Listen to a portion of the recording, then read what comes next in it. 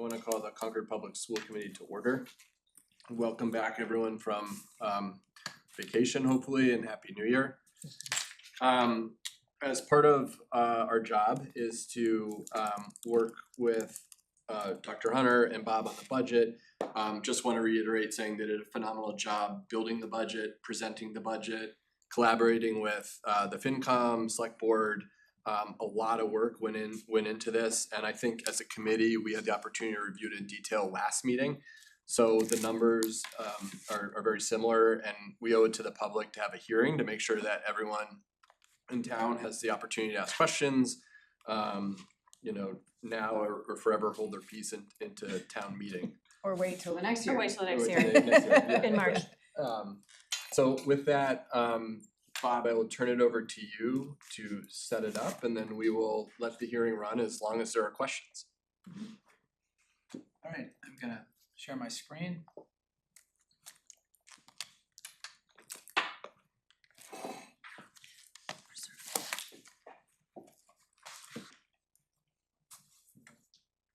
It's up on one of the screens. That's great. Not coordinated, we don't know, okay. Well, our audience can It's see on- the screen. It's can on see the the side screen, one, yeah. 2 out of 3. I have one here, it's fine. I'm gonna have, Lori's gonna give us a high-level summary of our budget story, and then I'll walk through the rest. Yeah, the highlights for CPS really are focused on maintaining level service, always supporting our initiatives and goals. A key driver here is declining enrollment and continuing to adjust for that. In district special education programming and the benefits we've received on that in terms of servicing students, which is the primary benefit, but there's fiscal benefit too. We might have possibility of tuitioning in other students from other districts. We've been very successful in grant funding and continue to apply for grants. We have not included in here, this is probably the biggest thing to really highlight, we have not included in here what our additional requests might have been. Math specialists at each school that are cleanly split from the assistant principals, some need for more curriculum leadership support to Shelley's office at the big picture level, and potential content support for some of the special needs programs. So that is not in there. And I guess, getting to the other headline is that we are bringing you a budget at guideline, and that was a choice to not put those in.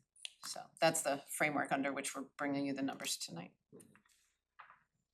This slide's just something for people who are not familiar with the budget process to orient them to where we are in the process. I've gone over it before, I don't plan to go through it, but just keep that in here for people to see. Our budget objectives, as Dr. Hunter mentioned, to maintain existing programs and support to students. We're also trying to support our strategic plan initiatives. Not all of those cost money. There's certainly things in there that we can do without spending, but some of those do have a cost attached, and trying to factor that into our plans. We have legal mandates to meet for special education, homelessness, and other requirements. The homelessness mandates have diminished in terms of their impact to us. There's some limited remaining mandates there to support students. And lastly, we're part of a town, part of 2 towns. Well, we're talking about CPS, part of a town, and we're trying to balance our student needs with the fiscal capacity of the town of Concord. Our high-level summary is shown here, and you can see we're at 2.75%, an increase of a little bit more than 1.3 million over last year. And the categories where you can see kind of the notable year-over-year changes, just on a gross dollar basis, teaching and instructional support, just because it's such a large part, it's over 80% of our budget. It's a little bit less than 1.2 million, but it's just a 3.1% increase. Fixed charges, I'll talk about that in more detail, is being driven by insurance costs. And lastly, a success story in the programs of other districts. We've kind of continue to increase our ability to service students in district. We had, I think, a couple students age up to the middle school, but we also had a couple students coming back to CPS. So that's really driving the overall number down to 2.75. Our key budget drivers, it's kind of repeating some of what's been said before, but on a dollar basis, declining out of district enrollment, we've gone from 13 to 6 out of district placements. On the offsetting side, we have case transportation increases that even though we have a reduction in out of district enrolled students, the formula for our assessment for case transportation, which services our special education transportation routes, is on a lag basis, so we're not gonna see the benefits of that reduction until a year or two down the line. We also have enrollment related staffing adjustments that are helping us arrive at guideline, and then not really necessarily a dollar, but we're trying to reallocate staffing to meet student and program needs. So you might see potentially a tutor go up in one school and down in another school, but they're we're looking at how can we meet needs by reallocating, not necessarily adding. On a overall FTE basis, we're down 1.55 FTEs versus the FY26 budget. The tutors and aides are increasing by 1.78, and we also see an increase of 2 special education administrators who are being funded by reallocations of savings from other areas, and they're also contributing to our ability to bring some of the students back in district by working closely on with students in special education programs and with staff here. On the reduction side, we've eliminated a ELA specialist at Thoreau, just for the Thoreau folks out there. This already happened. This is from a retirement last year that happened after the budget process. There'll still be one ELA person at Thoreau, and 4.33 FTEs that are primarily enrollment related reductions. Within the DESI 1000 categories, administration is kind of how the Department of Elementary Secondary Ed, which is what DESI stands for, kind of looks at school spending. Within the administration category, it's a 5.1% increase. Some of that's just contractual and cost of living increases for staff. Our software costs have gone up a little bit, and contract services, we have the communications firm, also some web hosting costs that are driving this increase. Teaching and instructional, again, the largest bucket by far, over 80% of our costs, has a 3.1% increase over last year's budget, over this year's budget, FY26. Salaries are up 3.3%. That includes a 3% COLA, that includes staff advancing steps and lanes, it includes the additions we talked about and the reductions we talked about. It also assumes 3 CTA members are opting into early retirement incentive, and I think we have 2 definites, and I think a We have third. 3 this week. Yeah, so we're there, we're on target with that. And the non-teacher salaries, it's up 4.5%.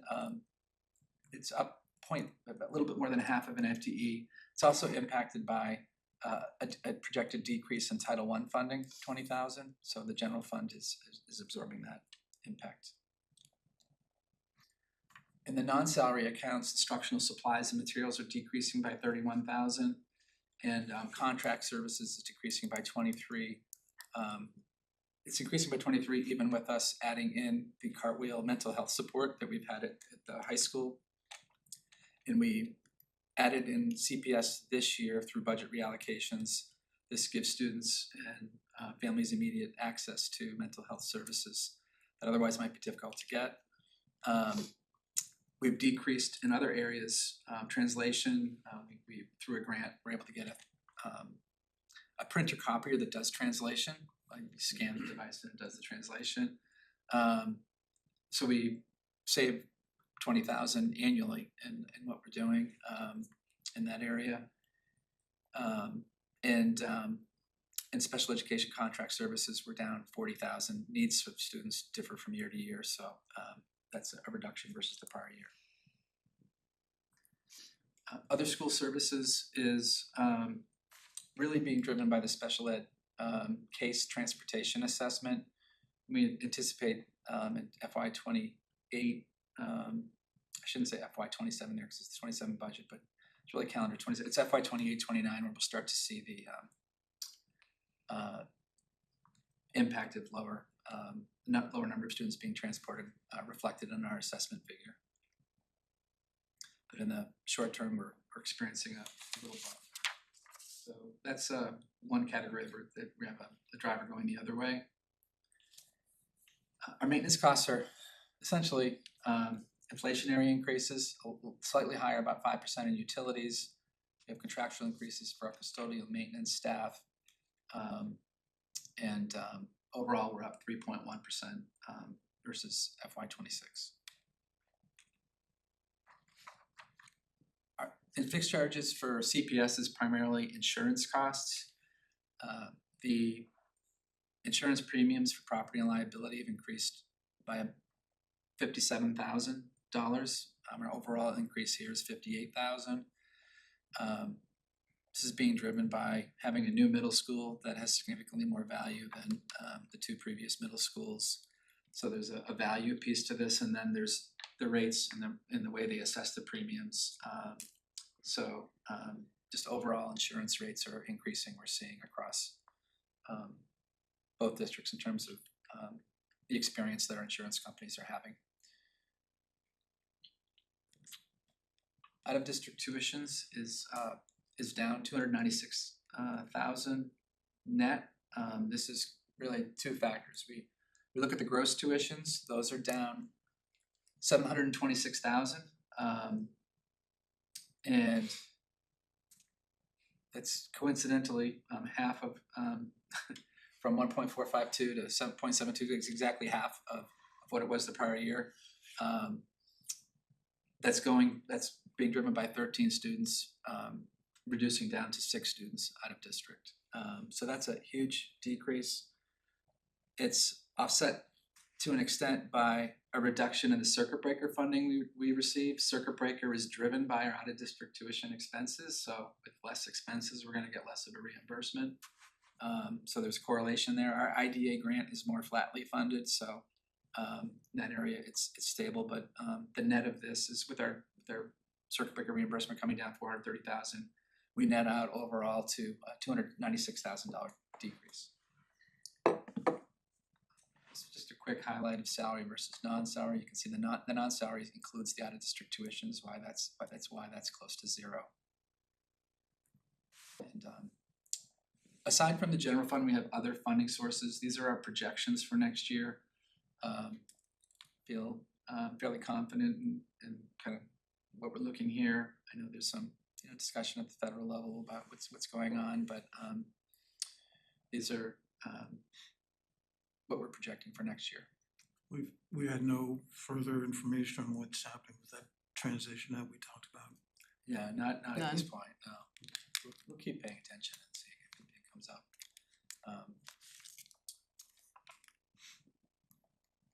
This is an additional item that I recommend that we consider. You can decide whether the timing is right or not.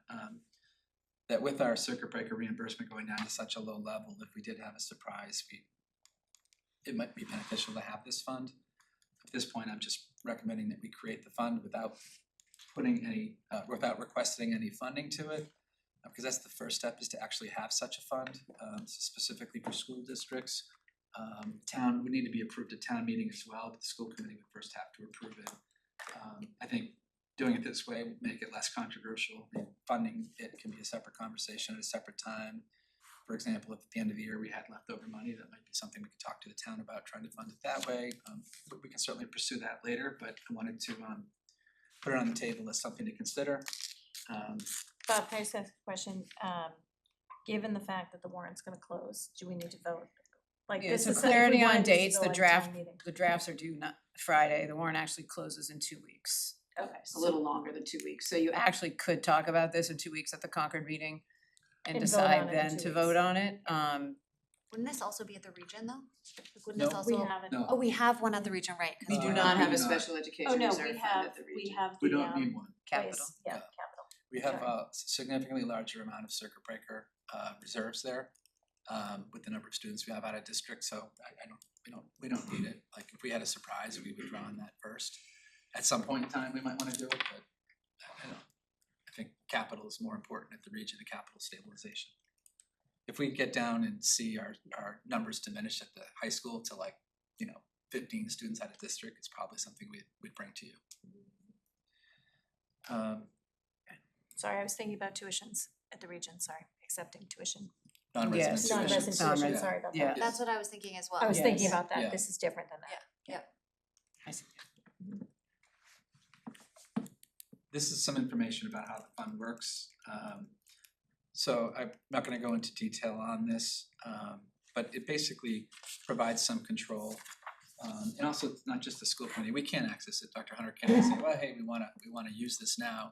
We'd have to come to the school committee and we'd also need the town to, in this case, I believe it's to use the fund, it's the town meeting would need to create it, but select board could approve our using it, like if we had a surprise, so it doesn't have to wait until town meeting. Right. And it's just, again, to answer to your point, Carrie, about what do we need at the high school, why we need it at CPS, I think is really just because the reserves are at historically low levels, and so that's why it kind of came to our mind is, should we think about doing this now? And they're at historically low levels because of We the have so work many we've students done. staying in district, yeah, that's a good thing. Yeah, right. And that's it, any questions? I'll actually ask one. Shelley, you've had a lot of success with getting grants, right? Are there any services that are dependent on continued success with the grants? No, we have no one, it's all one-time costs. That's always the goal, is not to build in recurring costs into grant. Yeah. It's a good question. We certainly try, even if we have something budgeted, we certainly try to get grant funding to maybe cover it if there's something eligible, but in fact, Shelley did that last year where she got for the EL materials, was able to get a grant. We had some of that budgeted, but we got some budget relief. Yeah. We have a question online from Carlin. We Be able promote to it, promote her. yes.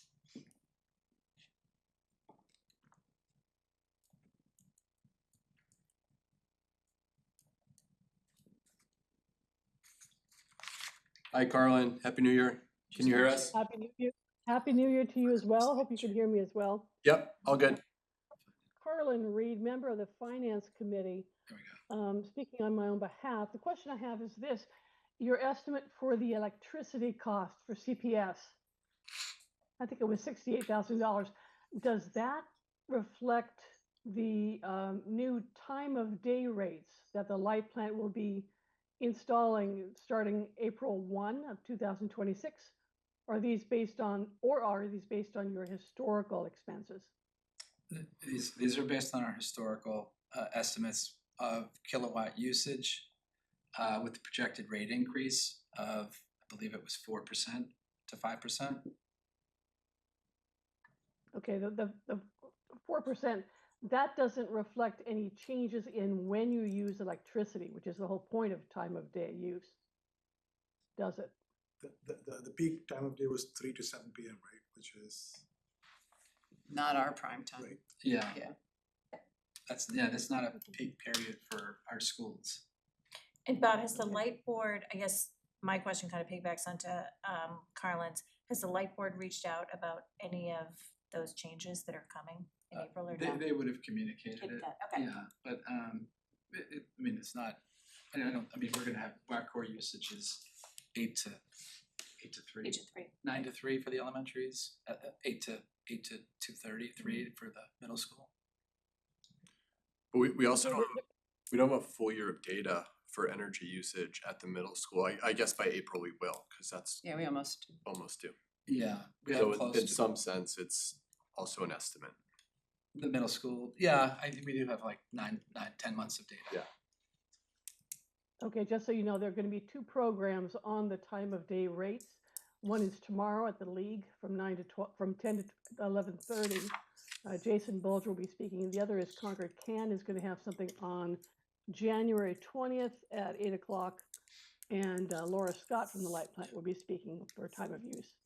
That's it. Thanks. Thanks, Thank Carlin. thank you. We'll also reach out to Jason directly and just fine tune our numbers if needed.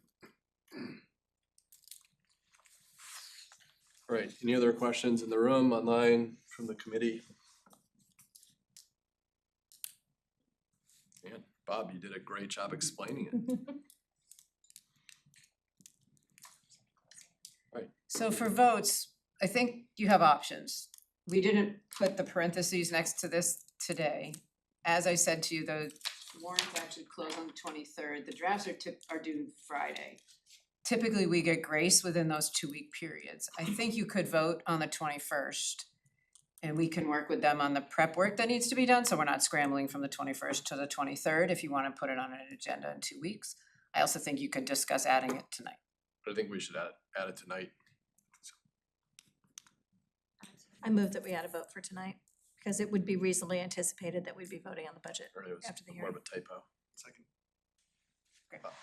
Do we have to vote that? Yeah. To vote it, yeah. All those in favor? Aye. Alright, I'd like, do I have a We close the hearing first. oh, yep, let me close the hearing. Okay, yeah, but we still have the capital, just to make sure. That's not part of the hearing. Okay, alright. That's outside of the Okay, hearing. thanks. Yep. Do we have, is Michelle online with us? She is now. Or was she now? Yep. I'm here. Great, thanks. Alright, hearing's closed. Is there any specific language I need for that? Nope, so I move to approve the CPS FY 27 superintendent's recommended budget. Second.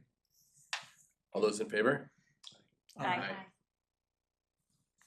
Great, thank you. Thank you. Does that, it doesn't change my vote, but does that also include the establishment of a, no, that's outside No, of that this. I don't, personally, I don't think you should add that tonight because it's not on the agenda. I think you could add that in 2 For the weeks next one. and On the discuss it as a 21st. standalone agenda item Okay. if that's the committee's will. We didn't even vote on the line item budget, do we? No, No, it's all together. Alright. For our discussion, our mini discussion on CPS, Bob, you wanna go through capital plan? Sure. Just call it up here. Okay. See if I can make it a little bit bigger. That's as far as I'll go. So I'm gonna just focus on FY 27. We've been asked to create a 10-year plan, a 5-year plan. The further out we go, the less certainty there is certainly. But we've kind of estimated some of these things using the studies that we had done of each building, and also getting feedback from each school building and from the facilities department. So I'm gonna focus on the large items. At Alcott, we have a building management system that is essentially at end of life, and if we don't fix it, we'll be in a place where managing our HVAC will be very difficult. We'll need to do some manual things, so that's our most significant item that we have for Alcott for next year, $125,780.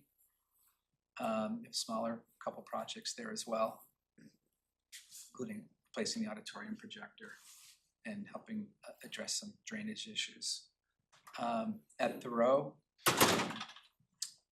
we have a glycol mixing tank that needs to be replaced. And we need a new floor scrubber that's old, past end of life.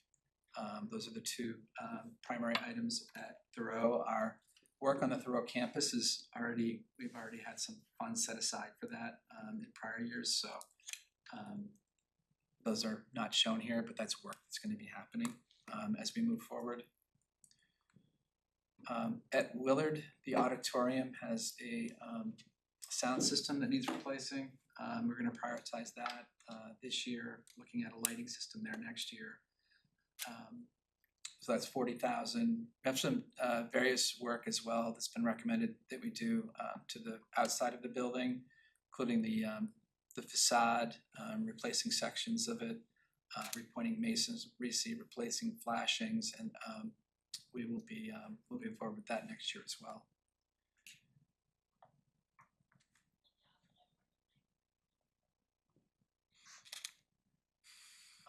Within maintenance, we have 55,000 allocated for a stainless steel sander. The unit that they have is rusted, it's in poor condition, it's I believe it's 20 years old. That's $55,000. Within the office equipment, 32, that's two. We kind of had some, we hadn't done much with copiers for a period of time, and this is to catch us back on a regular replacement cycle. We need to do some of this through capital the next couple of years, and then at that point we'll be able to basically have more of a regular cycle for doing this and not have a backlog of copiers that are old and not functioning. Are these the ones that do transition? No, these are just regular copiers.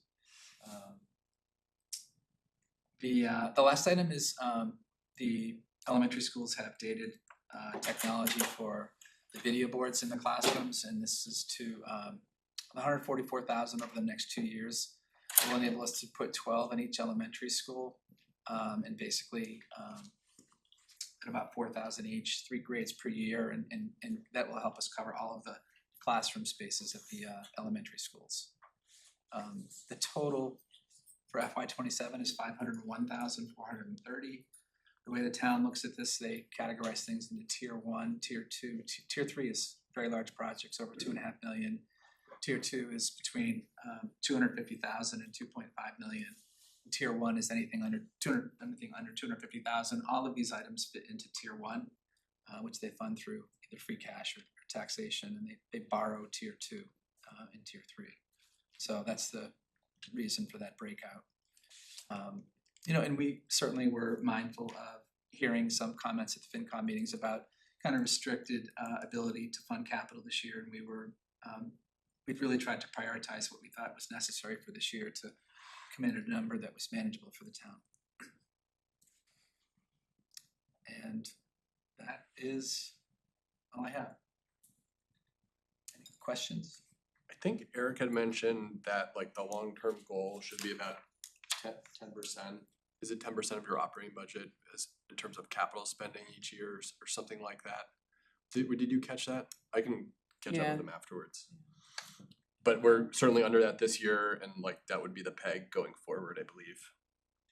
Yeah, I mean, our operating budget's 45 million, 47, that would be 4.7 million. We're well below that. Right. Like, when we have 1 year where you do a school for 100 million, another year it's Yeah, 500. right. Like, I don't know how Yeah, Right. look at it. The town has a formula they're using, Mm-hmm, which includes our things, okay, so it's combined, okay, got it. if that makes sense. I don't remember it exactly, but yes, they have a formula based off the overall CPI, Not an issue overall this year, town but budget. yeah, Yeah. okay. So it's inclusive of ours, the total number they're looking at for the percentage. Cool. Any other questions, comments? Okay. Can I get a motion? So moved. Sorry. I move to approve the CPS FY27 capital plan. Second. All those in favor? Aye. All right, last item on CPS is just approval of the November 19th minutes. You guys saw a copy of it in the folder. I think Michael had a couple edits. Just one on this, One edit. on this and the other editors on the minutes that we're looking at later. Do you want me to share? Yeah, I could share too. Oh.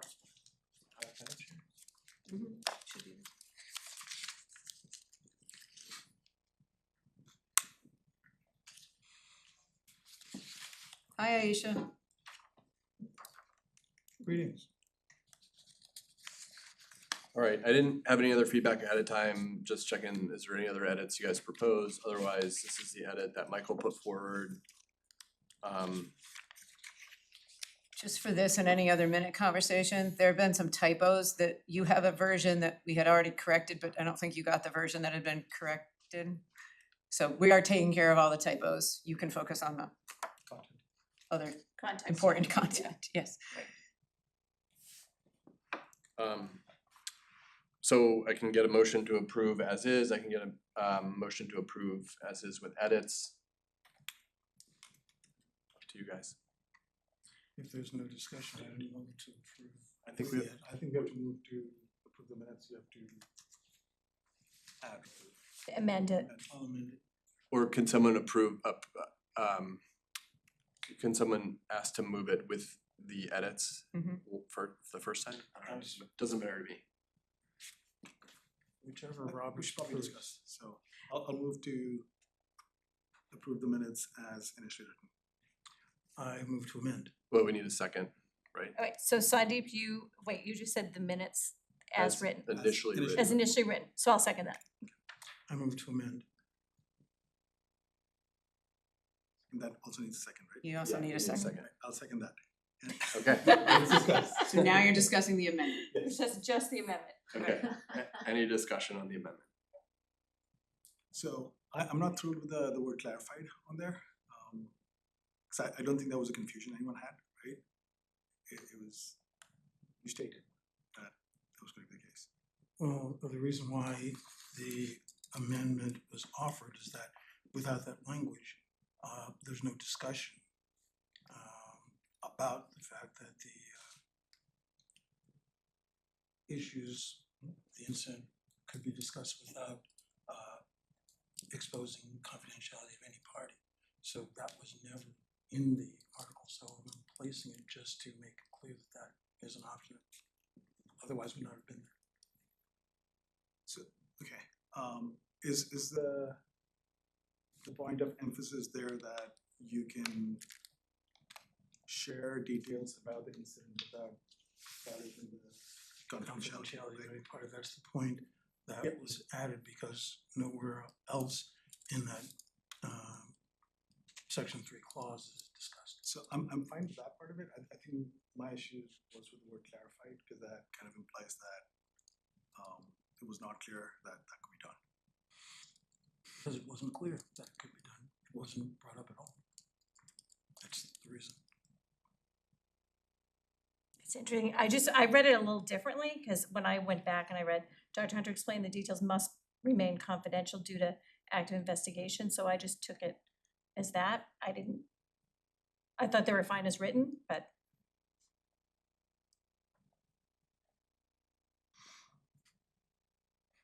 and I think part of this, maybe we can, we are having a workshop the end of January to specifically discuss this, so if this is something, if we can't come to a vote on it tonight, we could also hold the minutes again. I'm just concerned about continuing to hold minutes because we're gonna get behind on our minutes. And the recommendation is for, in 3 meetings, we should approve them, but I'm happy to either vote tonight or push it till after we do our workshop. I guess I would think that according to the AG's checklist that you point out, we want to make certain that our minutes, whenever we approve them, that they're speak to the tone and they're accurate. And the only purpose of this was to make certain that they spoke to the tone of the discussion, that they were accurate. So I would think that we would want to do that in any case, whether we vote on it now or later. But the intent here, since I was the speaker, the intent was to make clear that the questions about the incident did not need to impinge in any way on any individual's confidentiality. Questions such as, from the information you've gleaned from the information, does it give you any insight, for instance, into how your program, how your policies are working? Answering that would not impinge on anybody's confidentiality, but would give us and our community an understanding of how this body thinks and how our administration thinks the system that they have in place is working. Answering that question would not impinge on confidentiality. Yeah, I'm good with this, but except that I would just insert certain questions regarding the incident could be answered in a manner that preserves, it's not all questions. If what I heard you just say. I suppose I wouldn't parse that. I understand it, but again, the intent is that there are questions that can be answered.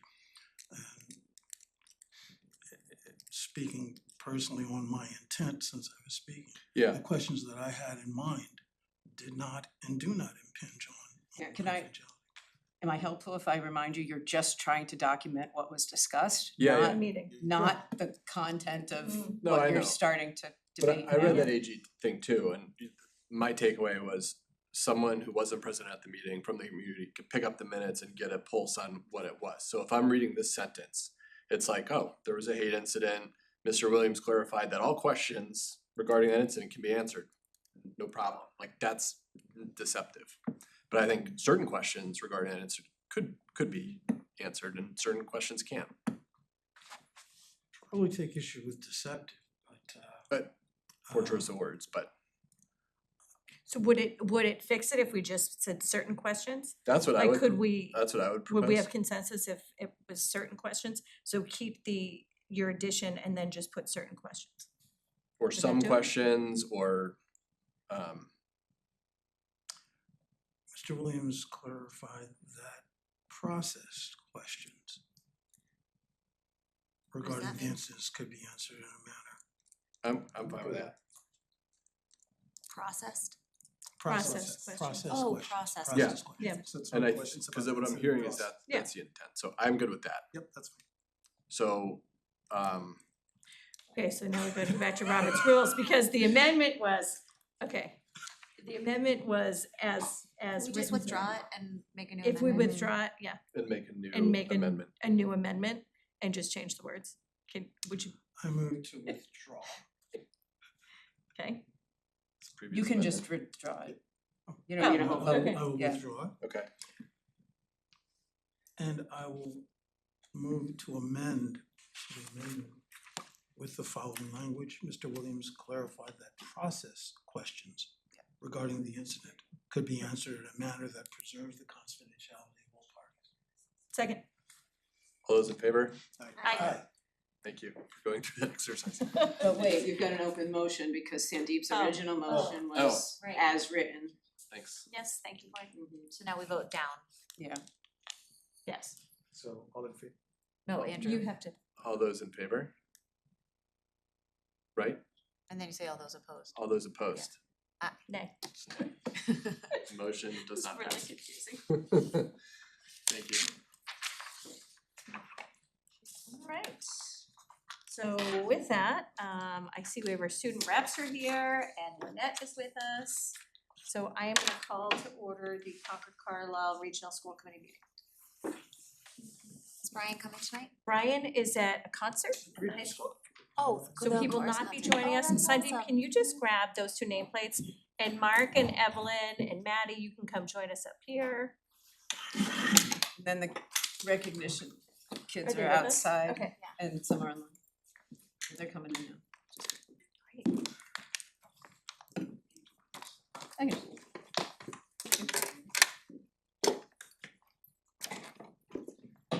Maybe a minute to come in. Let's do this with Brian. How did the meet go last night, Brian? Was it a- Mark, yes? Or, sorry. I wasn't Sid, able Brian, to make Mark. Did you swim yesterday? Did you dive yesterday? dive. But I didn't did the dive boys yesterday. didn't dive yesterday? Oh, I thought Right? you said you were I gonna went go- to the meet and the boys The didn't. boys, I'm the only one on the team. So there was no, There's like 11 times and I'm the only, I know, but there was no boy, male diving yesterday. 'cause on we the were- other team either. No? Yeah, a lot of teams don't have that. Okay, Some have like 3 yes, and then some have 0. I tried. It was really hot at the beauty center. I'm not gonna lie, and I wore a sweater, so just I recommend anyone, don't wear a sweater to swimming. Okay, Do you have slides and you're sharing or do you want me to share? it's If the you same can get floor. on, Actually, go we ahead have and share. recognitions up We first, Lori. have- Oh, do you wanna do recognitions first, cause they're on the agenda first? Sorry. That's completely up to you. You're the Okay. chair. So, do you guys mind holding off to our recognition first? Okay. Perfect. All right, so for recognitions tonight, we have Rivers in Revolutions and Twice Told Tales. I see 2 of our Rivers teachers, Will Kameza, Ashley Cohen are here. Oh, Agatha Wozniak, I missed her. You look like one of the students, sorry. That's it, Yes. right? Just the 3 of And you? then we have- And you have students We with have you? one student who's here and then 2 who are on Zoom. Okay, so Yeah, we're gonna they're start with promoted. Rivers Revolutions first, right? Just bring them all up. bring everybody up? Yeah, I don't know Okay. who's who, so we're gonna bring Everybody everybody come up on and up. listen to everybody. The point of why we combine these two today, Rivers and Revolutions and Twice Told Tales are our 2 integrated curricula cross-disciplinary programs. And so we felt that that was a fit. And I'm not sure which students are in which class, Okay. so I think do it all at once. We'll do it all at once. Twice Okay. Told Tales is social studies and English, Rivers is multiple content. Yes, so. And I did give the school committee, so they know that we've got two different Yeah. programs up here now. Yeah. So I'll leave it to Ashley first. How about- Oh, okay, I'm not gonna speak very long. Hi, I'm Ashley Cohane, I run the Rivers and Revolutions program at the high school. Two of the teachers are here as well. Will Kameza, Evening. who's the English teacher, and Agatha Wozniak, who's social studies teacher. And then we have three students who are joining us. So Lucy Frank, who was with us last spring when she was a junior and is a senior at the high school. We have Phoebe Lewis, who is joining us from Elon, and she was with us last fall, and Omar Nunez, who is with us right now, who is joining us from Boston. So Lucy was gonna share a little bit first, then Omar, and then Phoebe. So, here you go.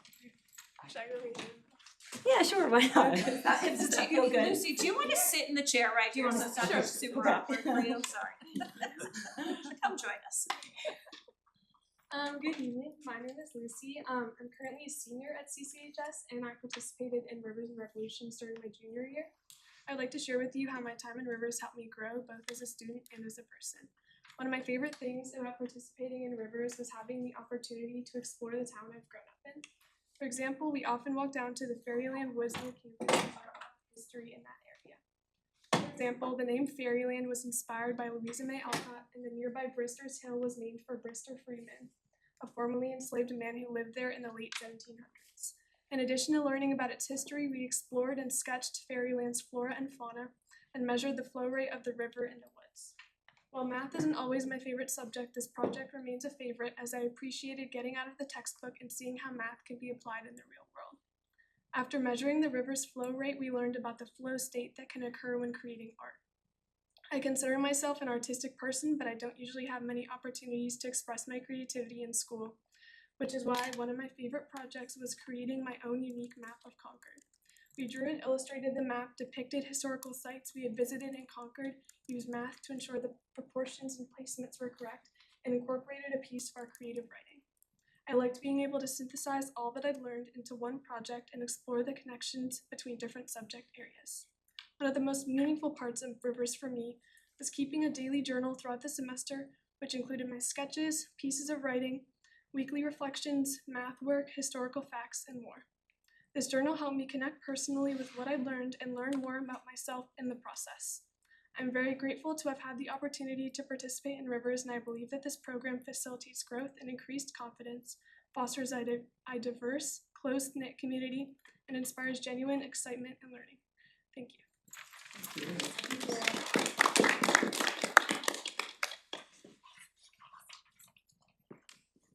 And we're gonna hear from maybe Phoebe and Omar next. Whoever wants to go first. Phoebe, why don't you go first? It's so good to see you, Phoebe. Okay, it's good to see you too. Okay, so as I said, my name is Phoebe Lewis. I'm currently a freshman at Elon University, and I did Rivers my senior year fall, and joining Rivers was truly one of the best decisions I've ever made. This program doesn't just educate your mind, but the whole person. It pushed me out of my comfort zone, and with that, taught me to believe in myself.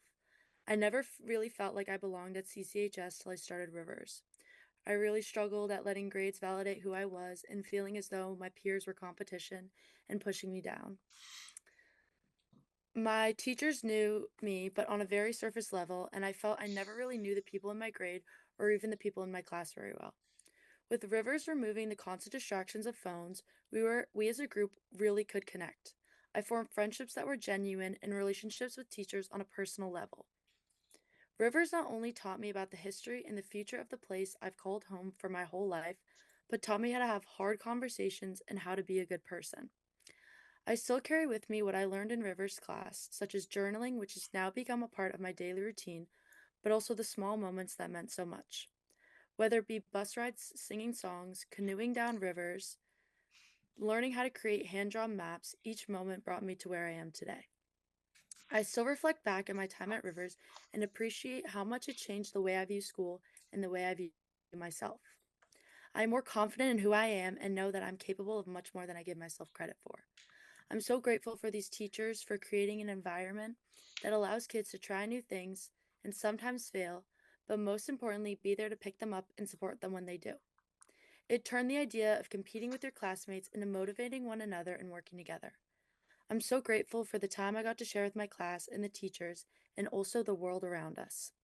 I will drive around Concord and notice more. I see the creek I drove by every day for all 4 years of high school that I never noticed till I went barefoot in it to learn how to measure water flow. Or as I walk my dog, I notice the leaves on the ground and am able to name them by name. Rivers has given me a greater perspective of my home and the world, and I couldn't be more grateful. This program has truly changed my life and so many others.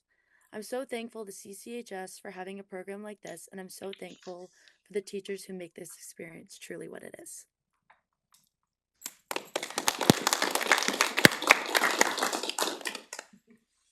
Omar, your turn. Hi everyone, my name is Omar Nunez. To me, Rivers and Revolutions was never just a class. It was a family, and it was a space where we didn't learn subjects, well, just subjects. We also learned how to harmonize and come together as one. Um, One of the biggest things I learned was the value of taking risks, doing things that you're afraid to do because you know that they will be beneficial. And I remember walking into this classroom on the first day with the list of what ifs running through my mind. Like, what if I don't make any friends? Or what if no one wants to talk to me? Or what if I don't like this class? But honestly, it was the exact opposite. And I talked to more people and socialized more than I ever expected to. And I had more fun than I had in a long time. And in a way, this class brought me back to my childhood. And from going outside in the city to exploring the wilderness together, um, it just really makes you feel like a kid again. This class turns school from a place you go to into something that you actually do. So instead of looking at a picture of the Sudbury River in a textbook, you're actually standing in front of it. Instead of looking at the north end on a screen, you physically go there and explore it. You don't just learn math on a worksheet, you use math and measure the speed of a physical river. And you like go inside the water and it's just fun overall. And in rivers, your hands, your eyes, and your heart are all involved. And so for me, I would say that this is by far my favorite and most memorable experience that I've had at CCHS.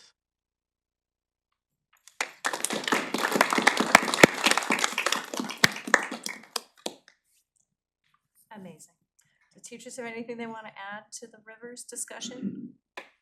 No, I mean, just Yeah, we're that's so grateful to all of you, and I mean, to be able to teach these students is such a privilege every single day. And who doesn't love getting into the river up to here?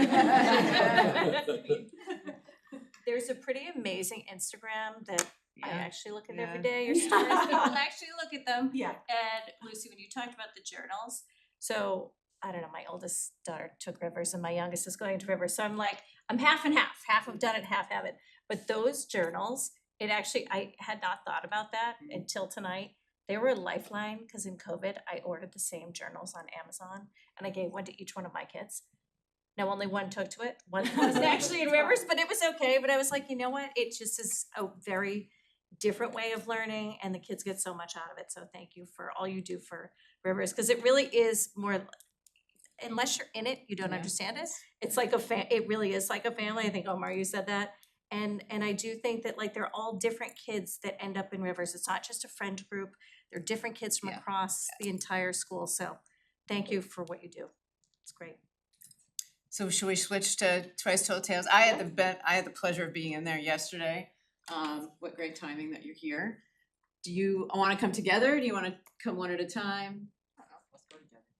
Come together. Go and together, bring two more chairs. Bring two more slide chairs those with chairs you. over and then introduce yourselves and share with us.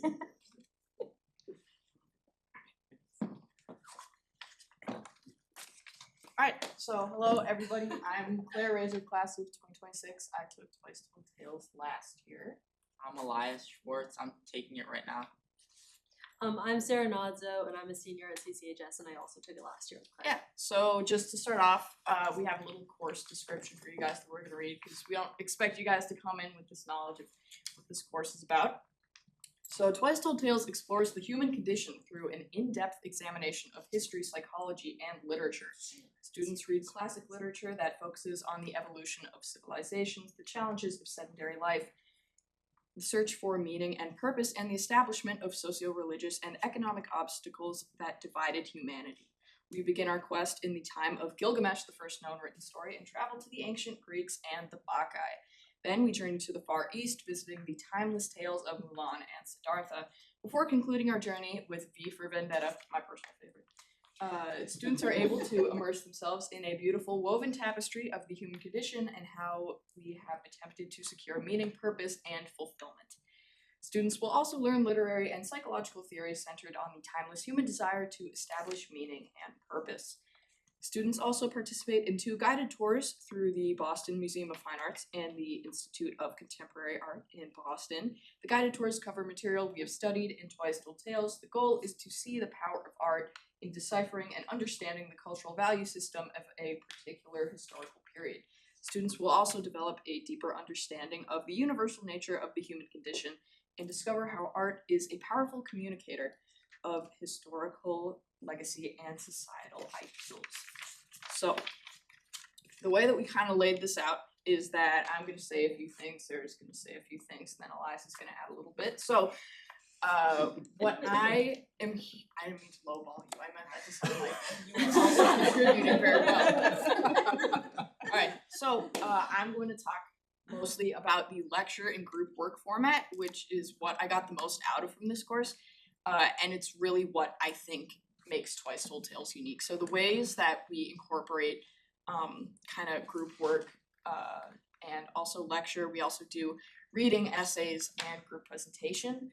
So I think that using all of these different approaches really supports our interdisciplinary approach by combining these different ways of learning. So that way there's something for all students in the class. You could be strong in reading or essays, or maybe you're really good at multiple choice. I was never, but if that's you, then I'm so happy. And also presentation. So this way it plays to all strengths and makes sure that every student can excel. And from my experience, a unique course offers unique benefits, as we all know. So take the 4 pillars of education from UNESCO: learning to know, learning to do, learning to live together, and learning to be. Learning to know and learning to do, in my experience, are almost always achieved in a typical classroom with the acquisition of knowledge here in Twice Told Tales through things like reading and lecture, and then application in class and assessments such as essay, group presentation, creative projects, and again, that lovely multiple choice. But I find that what makes Twice Told Tales truly stand out from all other courses is the learning to live together and the learning to be aspect, because they're not achieved in typical courses. And holistically, learning to live together and learning to be focus mostly on social skills, empathy building, and self-awareness. And in my experience, part of the success is the unique, emotional, and unconventional topics that we talk about, where we discuss things such as socialization, psychology, and this greater idea, kind of as it touched on in the overview of what makes us ourselves, and kind of being able to examine the labels that we give to ourselves and other people in kind of making sense of our world. And at the end of the day, I know that this course might not be for everybody. Students can like it or not. They could gravitate to this or they couldn't. But what it will not change is that no matter what this topic matter is always applicable to every single student in the room sitting there. So this way, Twice Told Tales is a unique blend of group work, lecture, and individual work not only supports these more traditional, typical classroom skills of critical thinking and analysis, but also fosters more abstract social skills for a holistic approach, which also grants great preparation for academia and higher education, social life, and the workforce.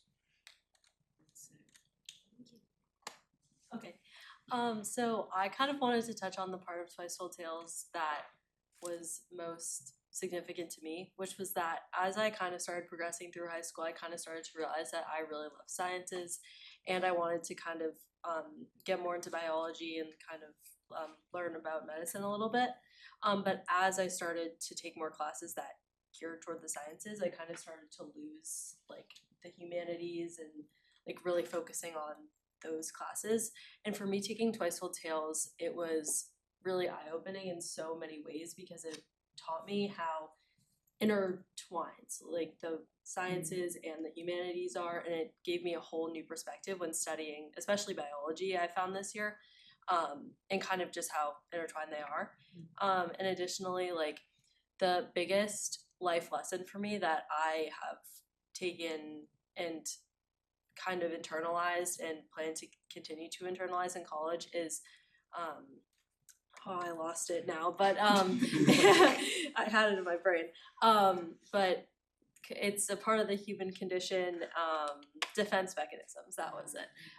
And just kind of learning that like why people act how they do. Like if somebody has a bad day, like that's okay, and they're just having a bad day, you never know why, and it just kind of has taught me to have a more open perspective on why people act the way that they do, and just kind of to try and be kinder to people, because you never know what people are going through. Like you might be having a really bad day and you might act in a certain way, and like that's okay, that happens to everybody.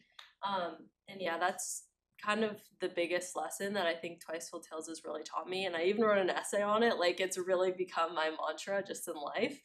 So yeah, I'm really looking forward to taking that with me beyond, and I just think Twice Told Tales has taught me some of the most amazing lessons, and Mr. River and Mr. Spence, like I feel like I owe them so much. Like they just have taught me so much about myself and other people, and about why I love just learning in general. Like yeah, so Yeah, so one other interesting thing about the Twice Told Tales class is it meets for 2 blocks, so it's 2 hours long as opposed to a normal class, which is 1 hour long. And it also has 2 teachers and 50 students. So, and I think that's better because it allows you more time with the material and also more time in your groups. So it makes for like stronger group work, and it also allows you to meet more people because there's so many students in the class. And also the 2 teachers work really well together and complement each other. One's a social studies teacher and one's an English teacher. And the other thing, like what makes the class so special is like the way that the history and the psychology and the literature all connect to each other. Because like when you just read a book in school and you analyze it and you write an essay about it, like you understand like on a baseline level what's happening in the book. But what this class allows you to do is you also learn like the history and the psychology, and then that allows you to connect with the characters a lot more and like extract like a bigger life lesson, and like you can relate to the characters more, and you can get a lesson from the books that's greater than if you just read them. And like for example, we read Bacchae, which is actually like a play.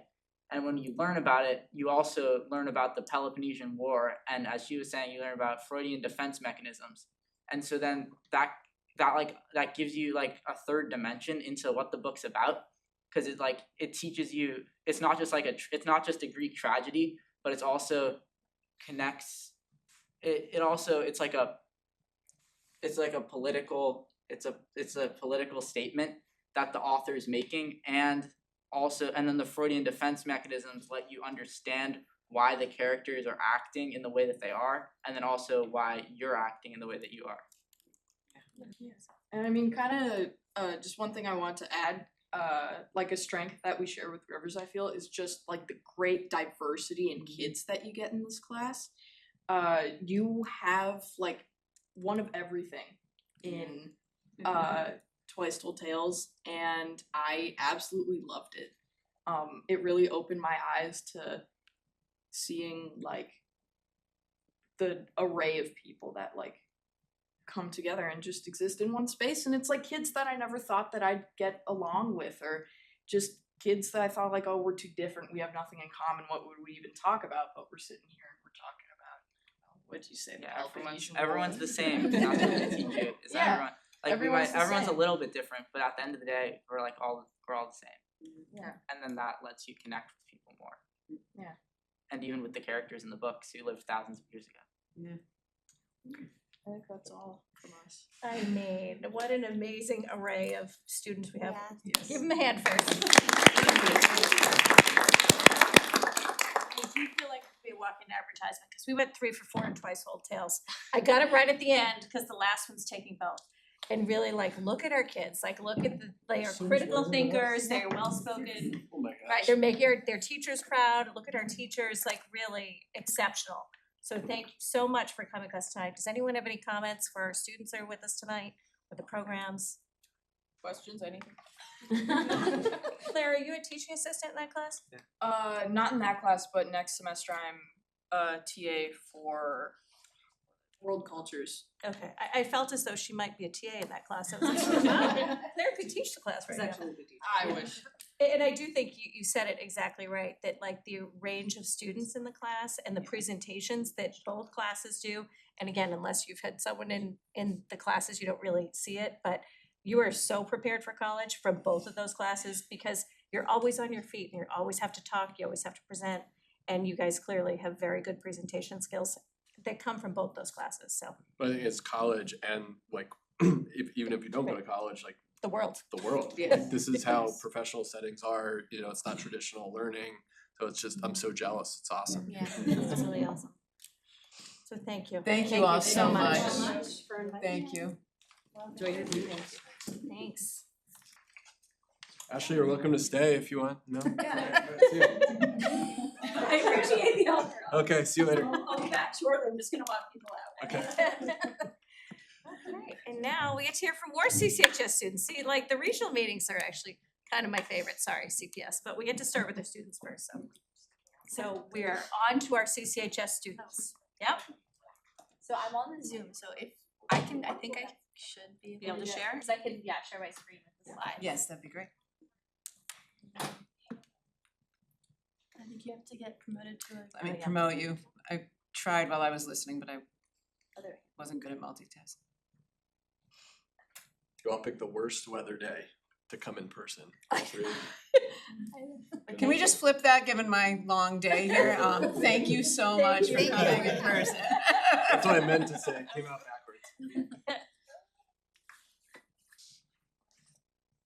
I didn't realize how bad it was. I mean, I had no trouble getting here. Yeah. Yeah. I mean, I straight shot highway from my Yeah. house. Right, but I thought it was kind of. What was worse in the treated middle was of the day. fine. Yeah. What was Everything not was was bad. slippery. Yeah. Yes. Worse early, I think. Did that work? I don't have the system settings on my Zoom. Can you so share it with me and it's I'll? shared with you, so I can resend the link to you if that works. Why don't you do that just so it's right at the top?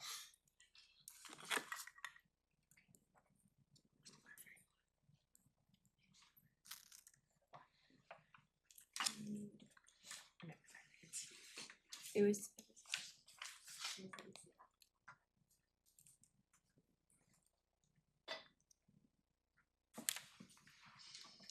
Got it.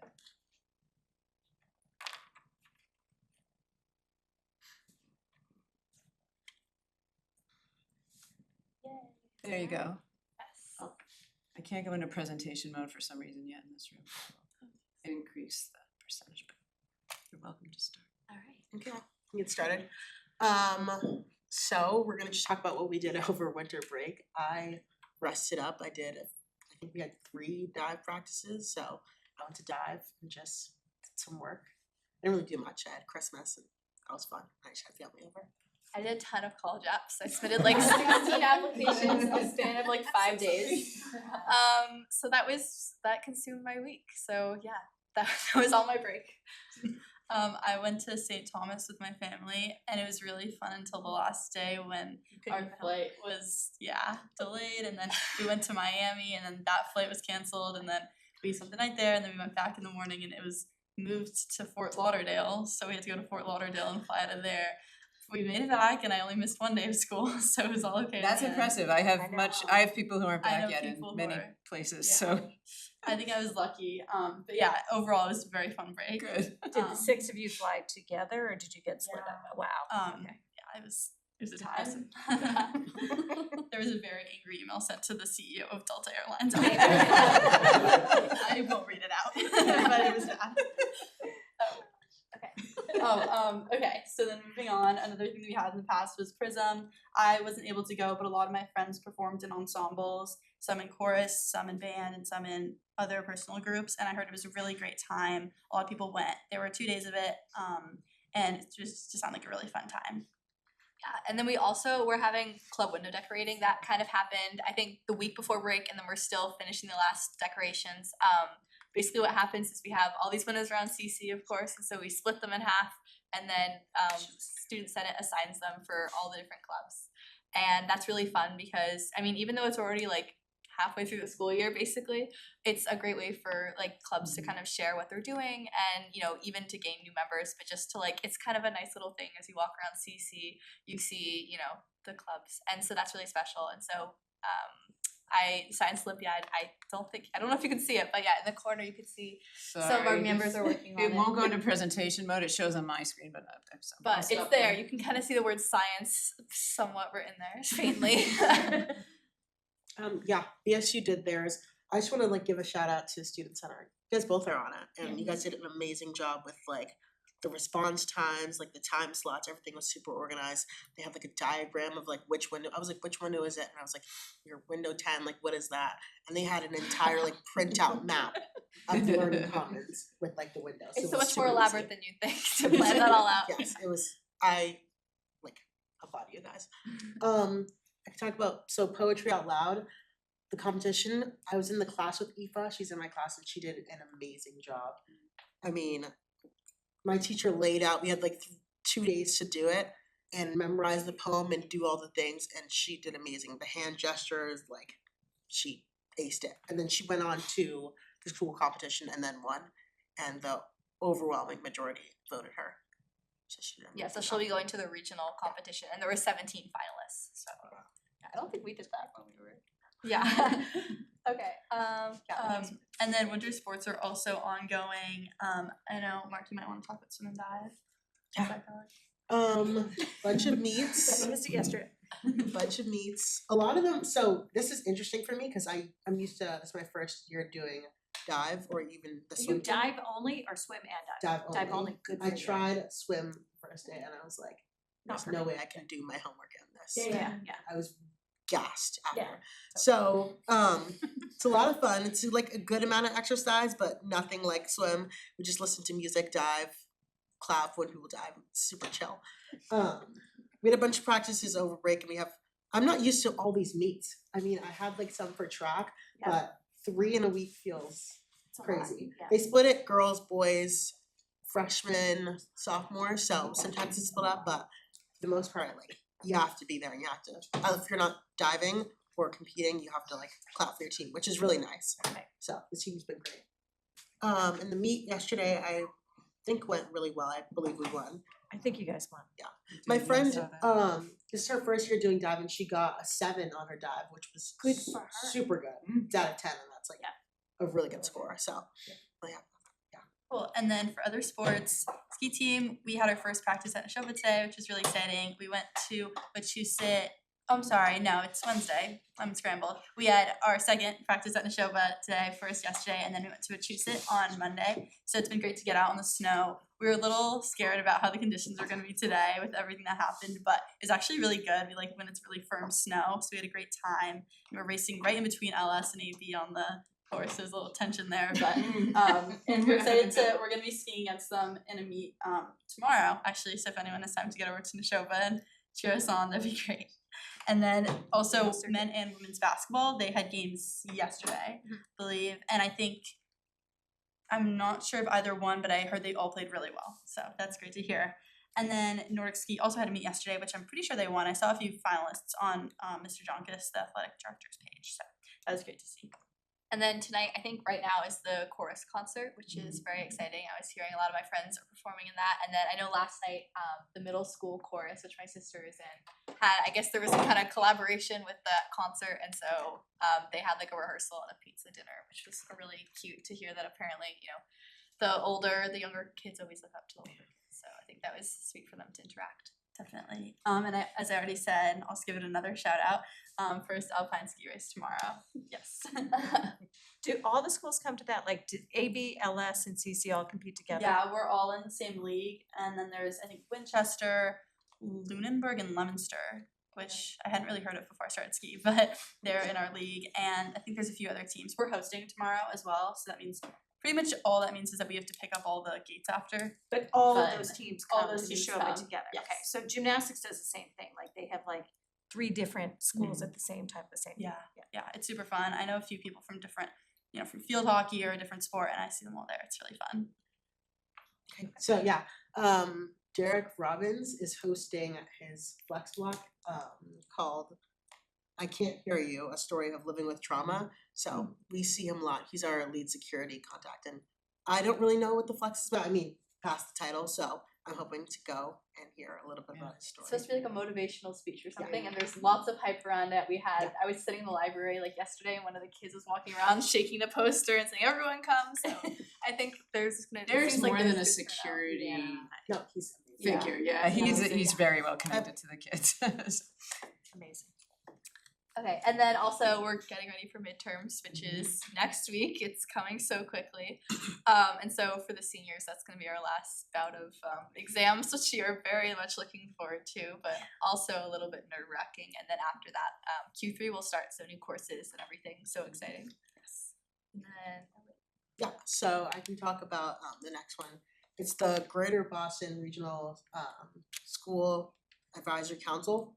It's a lot of words. I'm on it. It's through DESE, and we're planning a community event. I believe I emailed everyone here.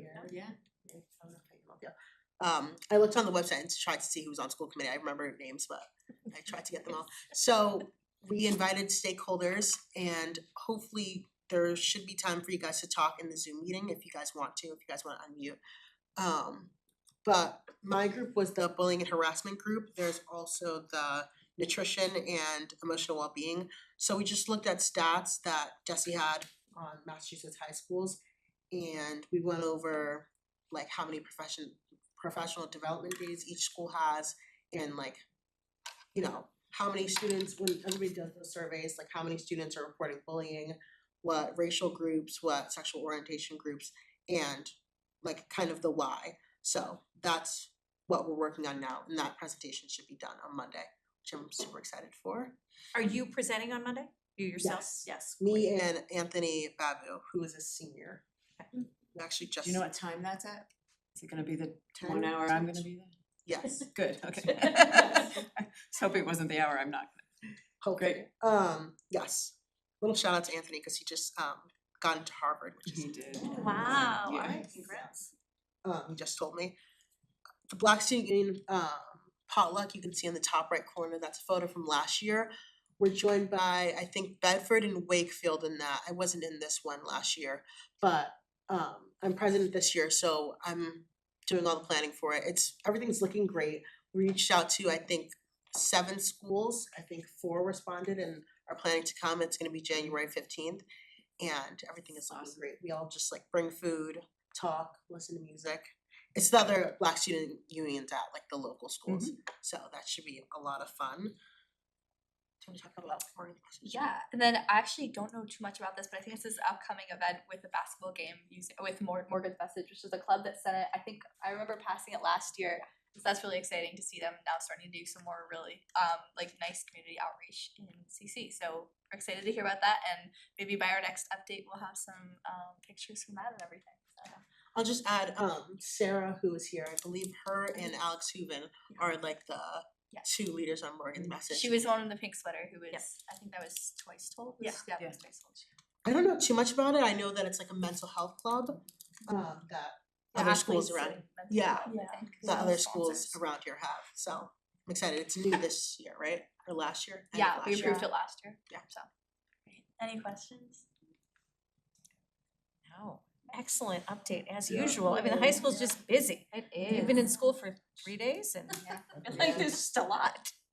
During the break or after the break. Yeah. Sounds like what break. Yeah, not much of a break, right? Well- Infectious enthusiasm, thank you. Yeah, thank you so much. Thank you. Yeah, have a good night. I'll send more emails, don't worry. Good luck in We your love race them. tomorrow. Thank you so much. Alright, with that, well, that was the best part of the meeting. Now we're gonna open up the hearing for the CCRSD FY 27 regional budget. Before we go to the hearing, could I have a point of order? Yep. Just on, I've gone through meetings that we've had, going back to November, things that we brought up, that we discussed, that we'd say we're going to put on the agenda in further meetings. I've looked through the template of the schedule that you have through to the end of the year. And I just want to have some clarity on how we can get things on the agenda. Specifically, there were 3 things that we talked about as a body. One on November 5th and November 19th. Michelle McDougall and I talked about some more clarity on the CPS economic efficiency information. I also expanded on that on the November 19th meeting, said that we'd get to it at some other point. The career technical education, we talked about October 8th and December 17th. Specifically getting someone from Minuteman Tech to just give us a follow-up on how our students are doing, the bang for the buck that we're getting for our students in the program. And finally, the phone policy, which we had public comment on November 19th.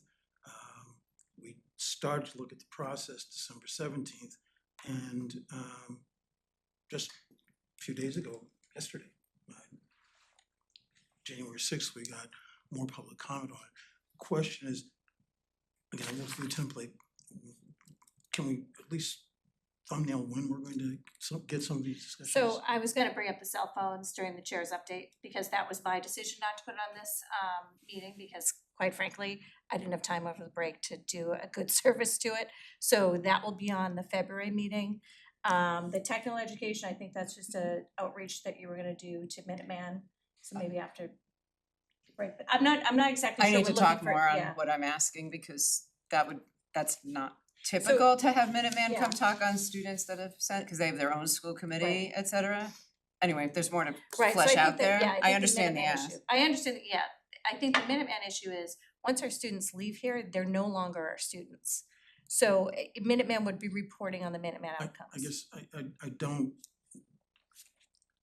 we can discuss that at a time, I'm just asking, can we at least thumbnail when we'll have a time? Or like you have a template for the year, Yeah. when in the year with these conversations being coming up, since we've already agreed, at least we vocalized during our meetings that we'd get to them, I just wanted to know when. Yeah, so Brian and I will do the agenda planning for the region, and Andrew and Carrie do it for CPS, so we'll work on that as part of our New Year's resolution, how about that? Okay, Is to really get back to the schedule. And the other thing that is just coming up, and again, I'm kind of leaping into the chair's report, so we are working on a Boston meeting too, but I'm gonna report more on that during the chair's report, okay? So just as long as Yep. in a timely fashion, we'll get to know when they're gonna be in the schedule. Great. Okay, so I think I already opened the hearing. Did I open the hearing? I did. Should. So the hearing is now open, and as I mentioned in the agenda overview, we have already seen the regional budget. And so Bob's already done a presentation for us on December 17th. So he's now gonna do the public presentation, and then we'll open it up for questions. I can promise this will not be as exciting as the student updates. I know, sorry, Bob. It's really interesting. Should have put you first. I would like to have taken that Twice Told Tales class. I'd still like to take it. It's really good. Yeah, just Well, he's doing that. Some Share parents my actually screen. read along with the books as the kids are reading them, so you have a chance to take it, kind of. I will.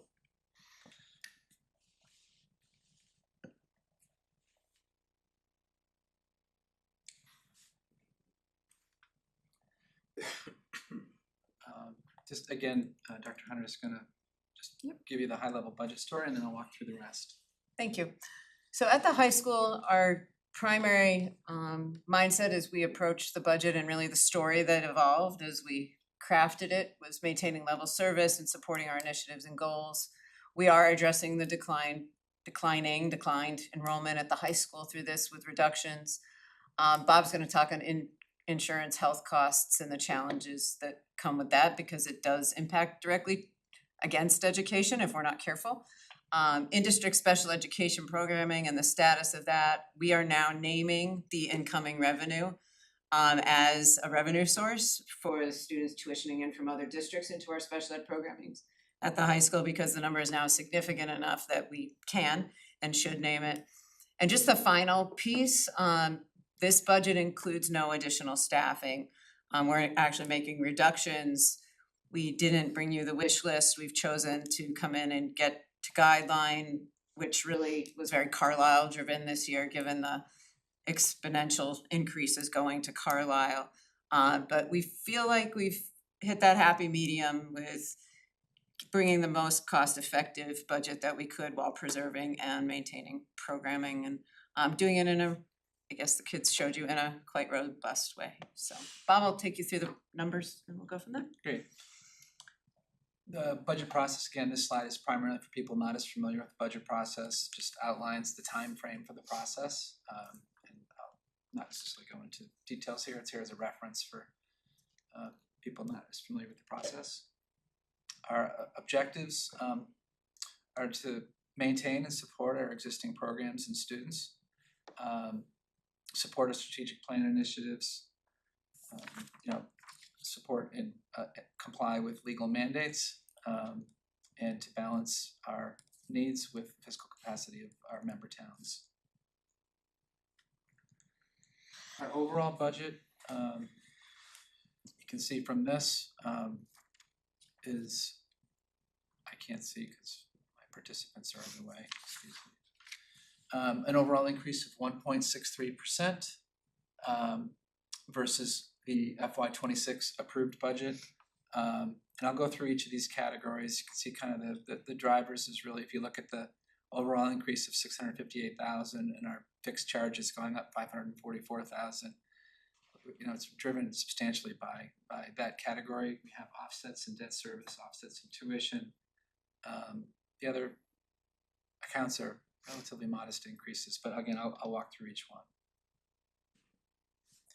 Administration is up. We made an assumption in terms of what we might be able to identify in a position, and we typically try to identify,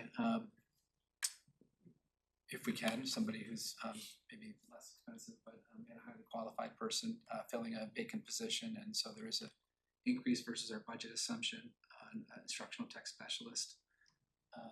The rest of the increases are relatively minor. That's kind of the key driver for our administration increase of 7.2%. Teaching and instruction, the biggest driver here, the biggest component of our CCRSD budget is up 1.5%. When you think about that, that's actually hard to achieve. We have a 3% cost of living increase, plus we have staff advancing steps and lanes. This is a district that has fairly senior staff, so a lot of the staff are already at the top step. But nonetheless, we do have staff advancing step and lanes. So to get to 1.5%, we have other impacts that are offsetting the COLA and the steps, which is a reduction in 4.15 FTEs across various subjects. And Dr. Hunter referenced this earlier, we now have substantial, we have 7 students tuitioning into our district for non-resident programs for special education, Pathways launch, and primarily Pathways, but it's a combination of Pathways launch, and I think just one student in the branch program. Anchor, sorry, that's what we picked, Anchor. The impact of that are you improved a rate increase for next year from 45 to 48,600, so 3 additional students over last year's budget at 48,600 each. The other districts are paying to support these students, and then we have the price increase for our existing 3 students from 45 to 48, so that's what's driving that 157. And this is not just financial, just as a reminder to anybody who's hearing this for the first time, these students provide a peer group for our existing students, so this is a win-win. We receive money for it. It helps other districts, but it also helps our students have a more robust peer group. Contract services increased by 32,000 in the non-salary accounts. That's for the portrait of a graduate. So that's basically overall what's driving the teaching instructional support 1.5% increase. Other school services is primarily driven by transportation. Most of the rest of this is contractual increases or fairly modest increases in the student club advisor stipends. This is the same issue I talked about earlier in CPS, where we have a bit of a reduction in our out-of-district tuitions, but the formula that is used to assess us for these costs is on a lag basis, so we won't necessarily see an impact probably until FY28. Maintenance and operations, this is essentially inflationary increases. We do have a acquisition of a replacement copier in here. With looking through the rest of the accounts, they're fairly modest increases, which brings the total overall to 2.5%. So this is where we've had the most significant challenge, and we had this issue, you might recall, in FY26 budget as well. The impact in 26 that we had anticipated turned out to be even more when we were notified of what the rates were. So the impact that you're seeing this year is a combination of not budgeting sufficiently last year, which we managed by finding offsets last year. But so we under budgeted last year by 4%, plus we have a 12% budget increase for this year. The town is working with the Insurance Advisory Committee. We attend those meetings to talk about potential changes to plan design. Without that, I think we would be above that 12%. With it, we potentially could be a little bit less. 12 is where we may land. So overall, 487,000 of our increase is in medical insurance, both active and retiree. The retiree rates increased as well this year. So we were able to get our overall budget to 1.6% even with kind of absorbing these hits, and we're hoping for some moderation in this as we move forward. There's been discussion about our insurance company not covering GLP-1 drugs, that what they're called, or only covering them for certain medical conditions, not for everybody. The retirement assessments and estimate, we don't have, they're going through their annual valuation and audit, and I don't have what the final number is going to be, so we projected a modest increase. So that's what the 26,000 is, and our property and liability insurance is going up a little bit as well. So, but the bulk of this is the medical insurance. Our fixed assets, it's really being driven by the instructional equipment costs to replace some aged equipment, and the bottom end, the vehicle replacement is really just to keep us up with changes in pricing in the market.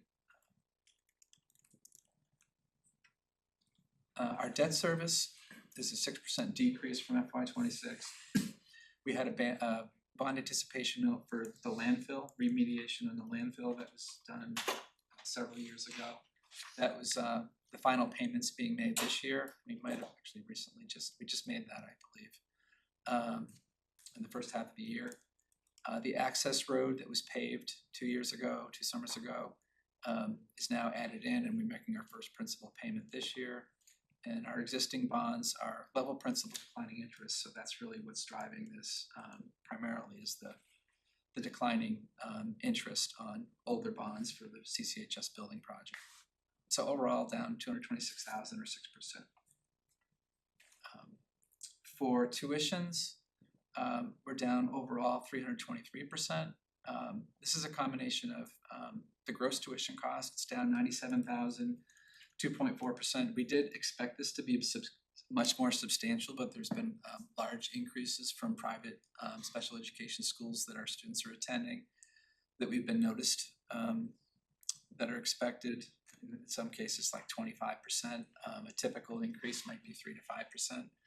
So there's discussion by some special ed staff across the state to engage the state in asking whether there's some support they can provide in managing these figures, but they're what's been communicated to us, and we have budgeted that for now.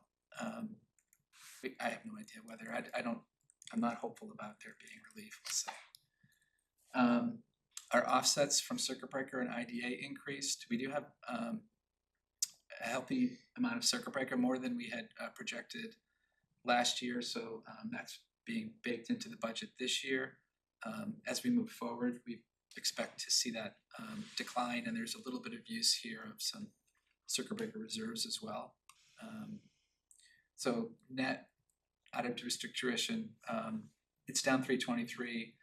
The gross tuition piece again isn't as much as we expected, but we're able to achieve some of this budget increase by using a little bit more circuit breaker reserves as well. The last items are not special education related for charter school choice. These are students can opt to attend a charter school and school choice.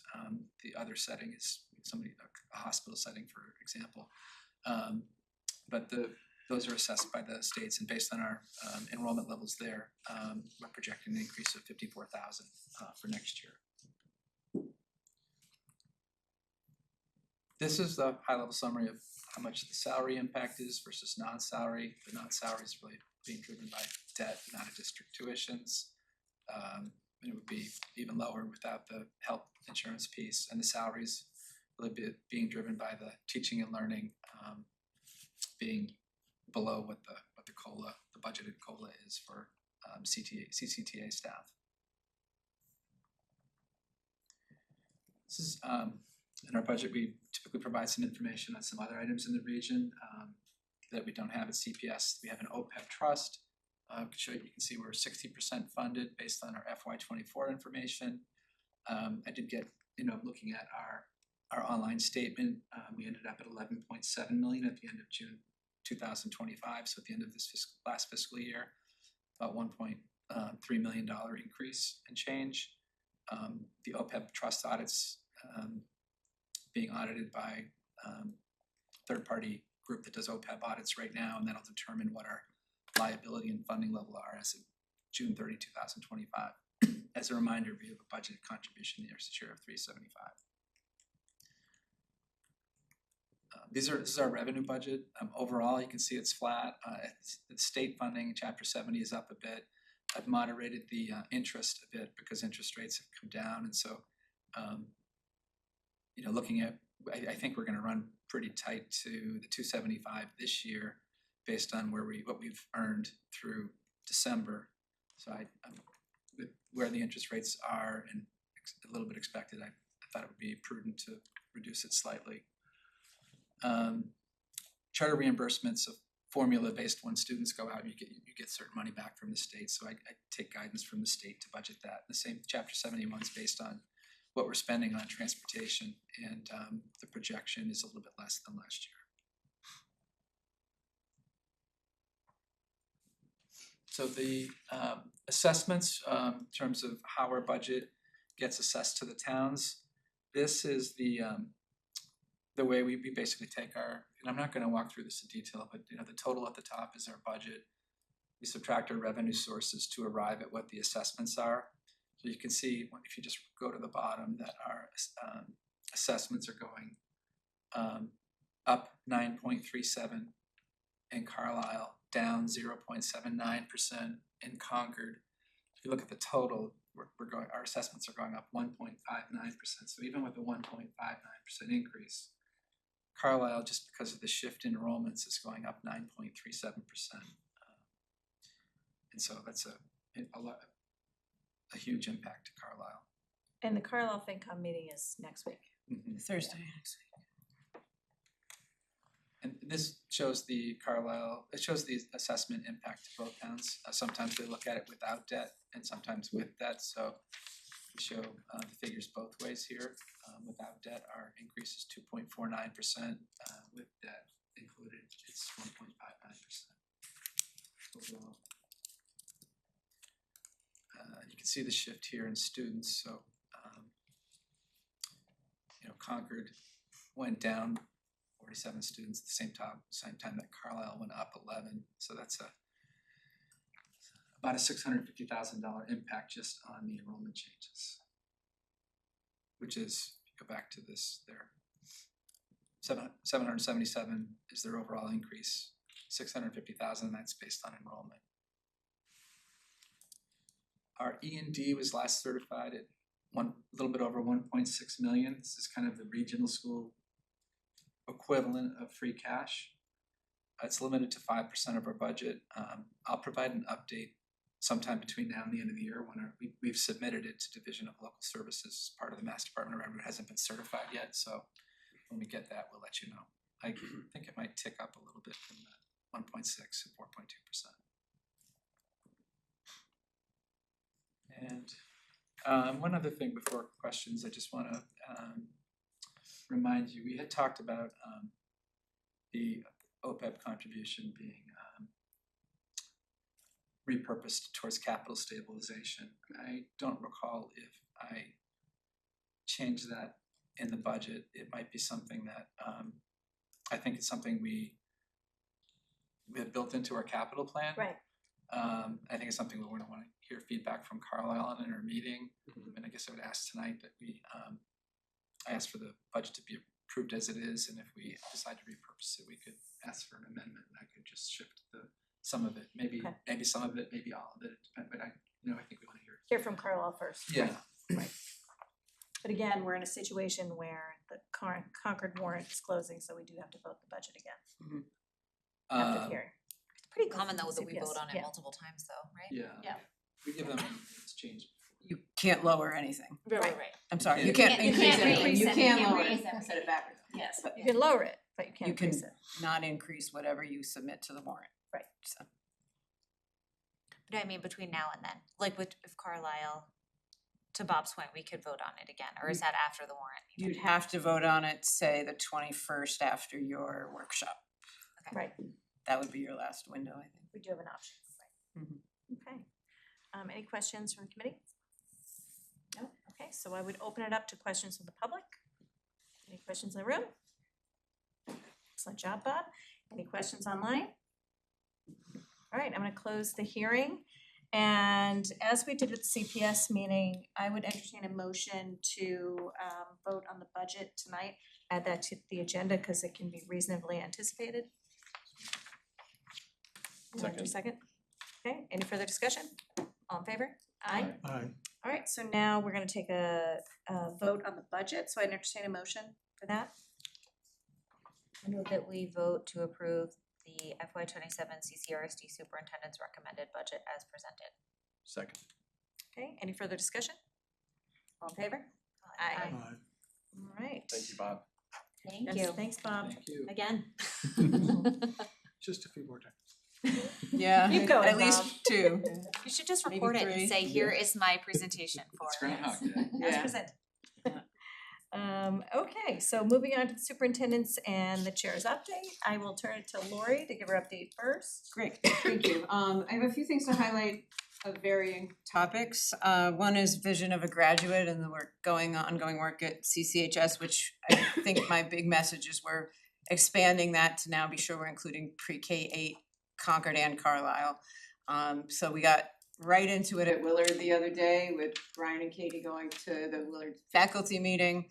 And we have plans from now through the spring to get to everyone at all sites. So that's exciting. That was a big goal that we left the last design planning meeting with, and my charge was to get those dates organized and the structures in place. So we're making good progress on that.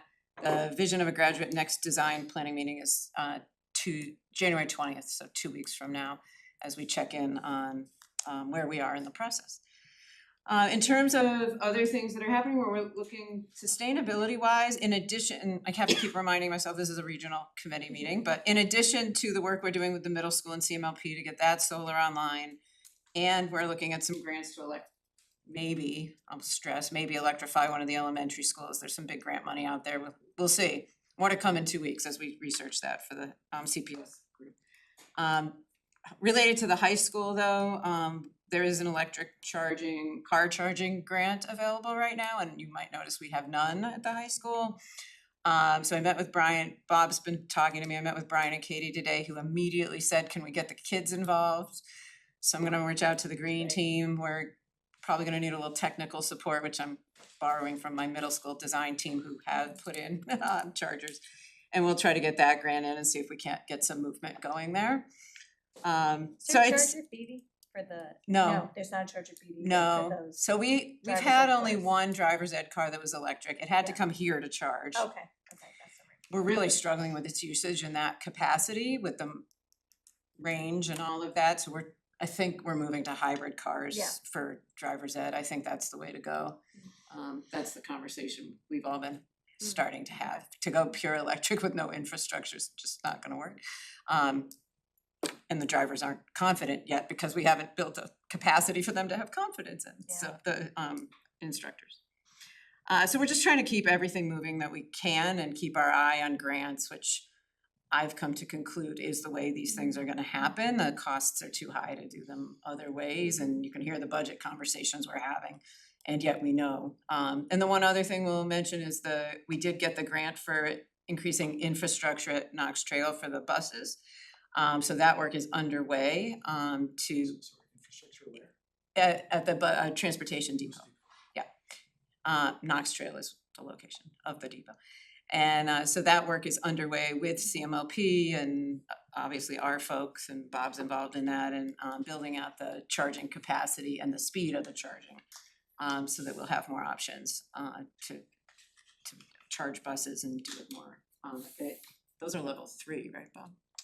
I think those might be level 3. Fast charging, they're the type that can charge back to the grid. Yeah, so and then that they're there's a fast level charging. 3 in that mix, yeah, so that's a grant that we got last year sometime. I recall last year's conversation was also predicated on working in conjunction with other districts, is that something? Yeah, we've tried, I met with Acton Boxborough, they own their own buses too, and our buses are in Acton, the limitation is the site that our buses are on, theirs is too far away.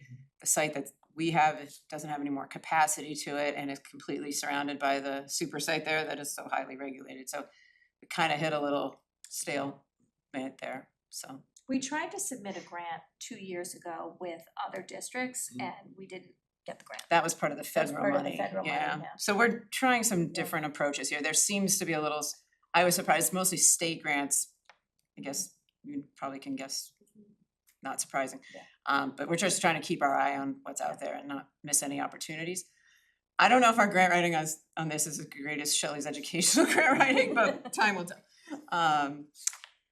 I've been meeting and Shelley, and we're trying to build a real connection here. That Concord's hired a community clinician that we are using a bit of, and we want to get more robustly used. There's capacity there to service students and families at no charge, really quick turnaround through the Elliott Center. And so my mission this month of January is to help get word out, to bring them over and talk with the administrative team. They met once last spring with the mental health counselors, and just try to maximize this was something I had been part of discussions on with the health director in Concord and others. There's a whole wellness group that meets regularly, and this was a vision that we really had for years and finally executed on, and now we need to really reap the benefit. So more to come, that'll be in my Free? Friday email. It's free. Free. And it's, Well, they tap insurance. and where is it? It's through the Elliott Center, which is here in Concord. That's amazing. It's amazing. Is she And then- regional or is she just Concord? She's just Concord. Just Concord, okay. Just Concord. But we would have access for any of our students and families at Yes. CCHS, okay. And I'm literally gonna put out like, Yeah. call this number and make Okay. appointments. Great. It's not even all referral based. Great. So it's really amazing. That's great. And just to have a place to send people where there's like a quick turnaround time and they're not waiting and waiting and waiting Yeah. or searching and searching and searching, just really exciting opportunity. So we're gonna keep publicizing that. Grateful for the And town's that's in work. addition to like, This will be in addition to Cartwheel. Cartwheel, We're gonna yeah. have multiple that's great. tools. That's really great. Lori, how long was that process to? Years of discussion among community leaders in town to get to this. And the fact that it's now happened is really exciting. So And it is was a wish item, and I How was is like, it how are we funded? gonna fund it? Yeah, And, how's it funded? It's through the town, so I don't have all the Yeah. details off the top of my head. I think there's some opioid money involved Yeah. and maybe some town budget But money. it's through the town. Yeah, it's through the town. That's awesome. It's really awesome. My final is a plug for our programming coming up at the end of January.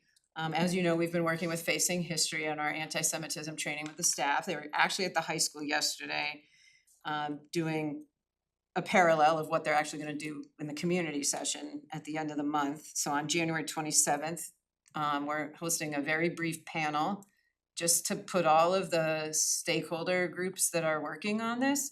And we've been able to partner with, I will probably miss someone, Karem Shalom, Concord Carlisle Against Anti-Semitism, our own adult and community ed is deeply involved, Human Rights Council, that might, I know I'm gonna miss someone, that's who's, DI Commission, yeah, so now we're including the DEI, I forget what your acronym is if your DEI committee is over. DICAC. Yeah, we started to connect with them, so. Great. The vision is a half-hour panel where each group gets up for 2 minutes and just says, this is what we're working on, I'll speak for the schools briefly. And then Facing History is gonna run the same program for the community that we've been running for the staff. Oh, great. On, they're titling it well, we've got a lot of titles here. Building the community we want, standing together against hate and bias, featuring an interactive session, an introduction, this is what we've been doing with the staff, an introduction to confronting contemporary anti-Semitism. And Facing History will be on site and run that session for an hour.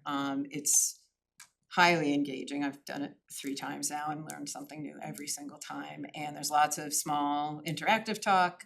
There'll be some larger group talk at the end.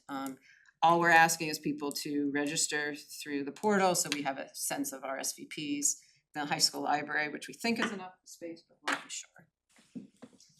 And if you have, I'm assuming if more people register than you have space. Yeah, we'll You'll go to shift the it. auditorium and Yeah, shift it we'll somewhere, shift it, okay. I noticed this is on January 27th. January 27th, 6 to 8 o'clock. So I noticed there's, if you go to Karam Shalom's website, also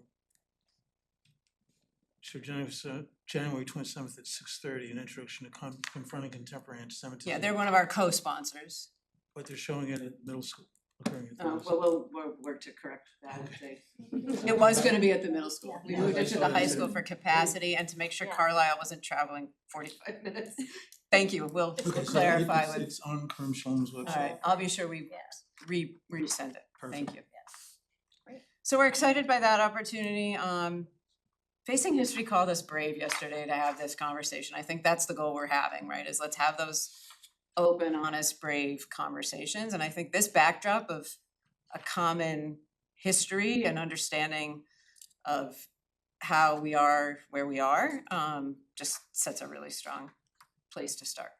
So I'm excited for this. It's been really positive. 92%, I mean, we never get numbers like this out of PD. 92% of the high school staff, which is 193 respondents, would recommend what they did yesterday for that hour. So it's just incredibly impactful. Yeah. So hopefully you can all attend. You won't be in business, so you won't be a quorum. You can all just come participate, enjoy. So thank you. Alright, I just have a few things. I'll be hosting the chairs roundtable next week here, and we have probably like 7 area chairs coming. We have a group of like up to 20, but I think 7 will be in person, we'll have a few online. And it's just a time that the chairs from different communities around talk about, you know, what's going on in your district. You know, somebody might have, you know, something difficult to talk about, like what are you guys doing about this? How do your budgets look? So it's actually been really helpful and informative. There's a lot of budget talks everywhere. We talk about negotiations, we talk about all sorts of school committee things. So that's happening next week. The chair's breakfast is also happening next week. I sit on the land use committee. We met again today, and where that really intersects with us is Ripley.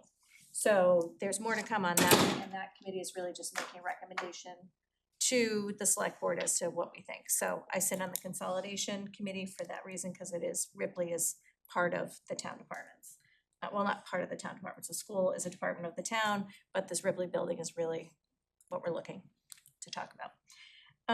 And then the cell phone policy, I was gonna bring that up tonight. we're gonna push that to our next meeting, cause honestly, over vacation, it was just, I didn't have enough time to spend the requisite time to have a discussion about it, but I did look at, and I would encourage you to do so, is look at the policies through the MASC website. They have a searchable database and you can search, and I'll put this together, but feel free to poke around ahead of time. You can search which districts have cell phone policies and which don't.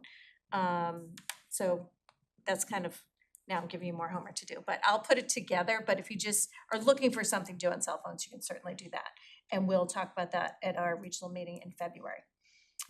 And we do have a K-8 policy, I should just say that. Do you have anything else? Just CPS? really briefly, we had a meeting, the school committee had a meeting in the Allen Gerson building earlier this fall. I loved it. We were talking to Lori after the meeting, can we do more of these? And unfortunately, at the time, Minuteman had to literally load up that room and bring it over to the Garrison building, and that's just, it took them like 3 hours to set it up. So we asked the building committee if we could have a modest change order to get some permanent infrastructure for Minuteman to hook up so that we can have more meetings over there with a lot less setup time, and I think unanimously approved, and so that was great. So thanks, Lori. I couldn't make that meeting, but the It was easy.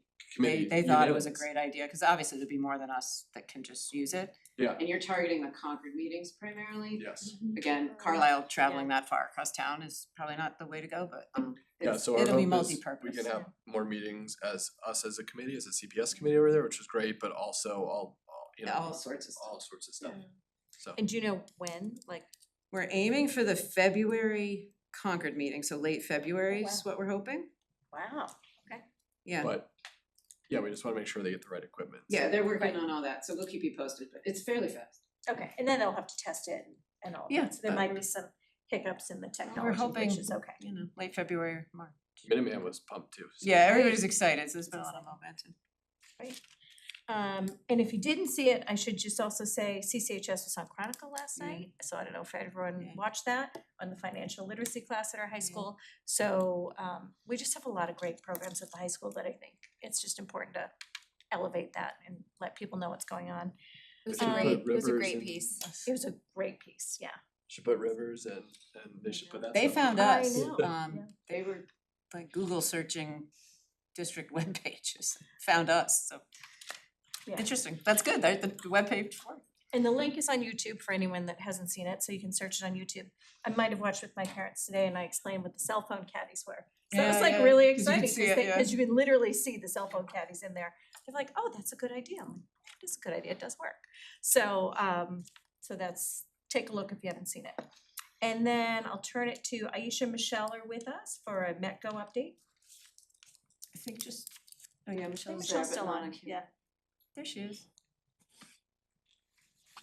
Hey guys. Aisha, you wanna start?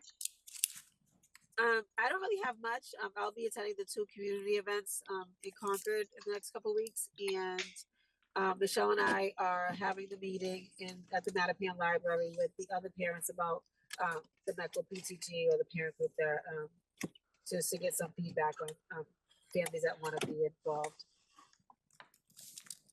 Yeah, just to echo what Aisha said, we have the Family Connections meeting this weekend, so we'll be meeting with the families and the METCO director this weekend. And since the last meeting, it's been break, so I don't have many things to say. So thank you. Great, and then the only other thing that I mentioned before that we had talked about, you two and Andrew and I talked about, was the Boston meeting. We're shooting for either March or April, because we have been snowed out before in February. So the regional meeting to try and do it at the Croc Center, because I believe you said that's probably the most convenient place. So Yes. more to come on the date of that, but we're checking our school committee dates first. Okay? All right. Thank you. Thank you. All right, thanks. Okay, on to public comment. Do we have any public comment? I don't see any in the room. Any online? So I'm not gonna read my public comment speech. One online. Oh, do we have one online? Okay. All right, Wilson Kerr.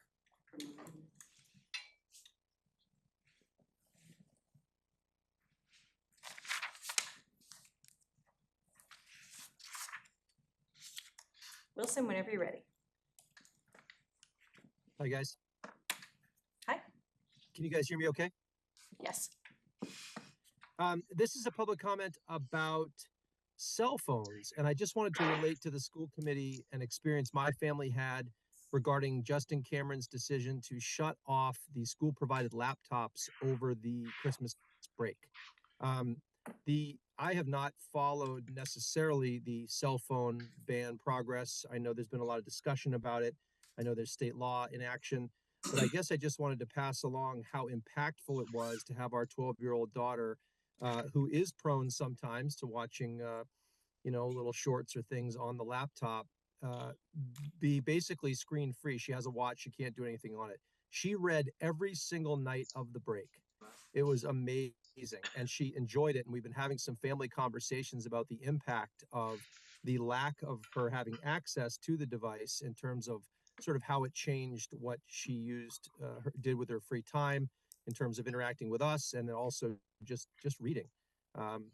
And I guess I just wanted to share that because it just happened to us. I think it's relevant to this group regarding whatever decisions are made. I know there's discussions. You were just talking about cell phone caddies in the classroom regarding the bell-to-bell ban, and it was the first time our family was impacted. So kudos to Justin Cameron in the middle school for that decision. And it was a very interesting time for our family, and I just wanted to pass that along for consideration. Thank you. And thank you guys so much for all the work that you do on the school committee. I know it's a ton. I hope you guys had a great break, and Happy New Year. Thank you. Okay, moving on to the consent agenda. I will entertain a motion to approve the consent agenda. Wait, does anyone want to pull anything off the consent agenda? Nope, so I'd entertain a motion to approve the consent agenda. So moved. Second? Second. Okay, any further discussion? No, all in favor? Aye. All right, and then correspondence. Just since our last meeting, we had 5 items of correspondence. I think we received all of them. I have responded to all of them. They range from athletic questions, school calendar, cell phones, hate and bias, and there was one other school calendar. I can't remember the last one, but everyone has those and those are all responded to. So I would move it on to our discussion, and our first item is the minutes from November 5th. So let me see if I can pull those up.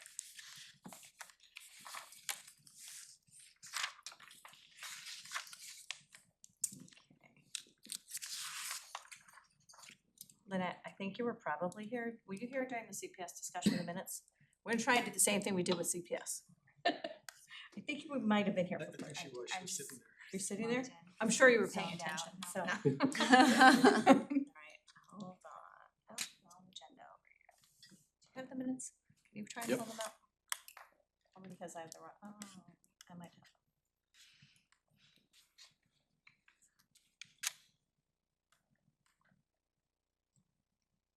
I might have them. Just wanna make sure I have the right ones up. November 5th. November 5th. Yeah. I'm just gonna find the edits. Okay, And the I do. Do you want me to do it? clause of interest is on page 4.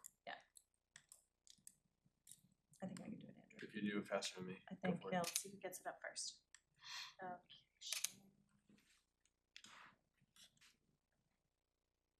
November 5th. Vision is not exactly what it should be at night, sorry. No, Okay, sorry. There you go. All right, Right, so. guess So- I'll move to approve the minutes as originally written. all right. Seconded. I move to amend. So- Second that. Oh, Sandeep's gonna, okay, so we're gonna talk about the amended minutes first. And you can see in red the change. It's an addition. So discussion. So, I'm very comfortable with noting that, I guess, Michelle and you made comments about good on track. I'm not entirely sure I agree with the last part. And I don't think that does justice to guess Shelley and Lori have provided explanations on why things were reported the way they were. So my thoughts would be if we were gonna capture the first part of that, we probably need to add text reflecting that clarification was provided on the constraints that make that kind of reporting hard.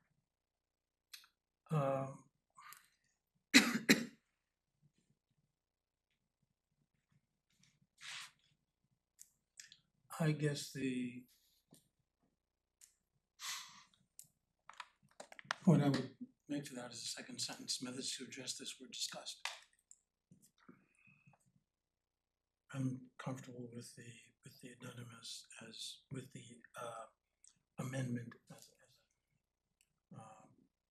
I think without that sentence, the comments, the questions, the concerns that both Michelle and I had would not have been brought up. And that last sentence, methods to address this were discussed. I think both Dr. Hunter and Shelley pointed out the other measures that, when combined with the DESI data, help to flesh it out. And in line with what I had discussed earlier in terms of something that I thought we would be getting back to at some point in our calendar. So I'm comfortable with the language as written in the amendment.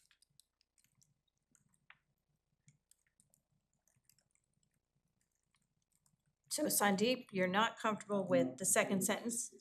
Michael's comfortable with the whole thing. All right, anyone else? Is there a way we can come together or? No, so I'm okay with the first part of it. Yep. As long as it is clarifying text saying, I forget, this is a while back, right?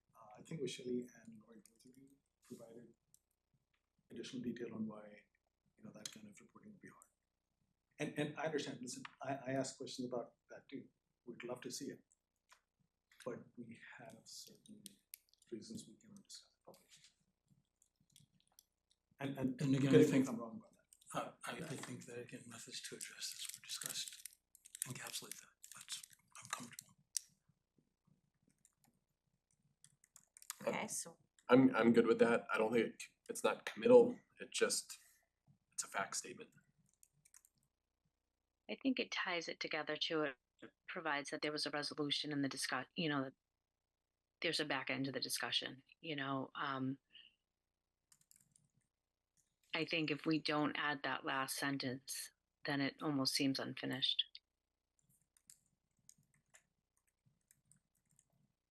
I'm not comfortable the way it's written. you're not comfortable the way it's written, Not the way okay, it's written, not with that last part. okay. So do we wanna, anyone else have anything to add to it, or do you just wanna vote on the amendment? Nothing else to add? Nothing else to add. Okay, so let's take a vote on the amendment.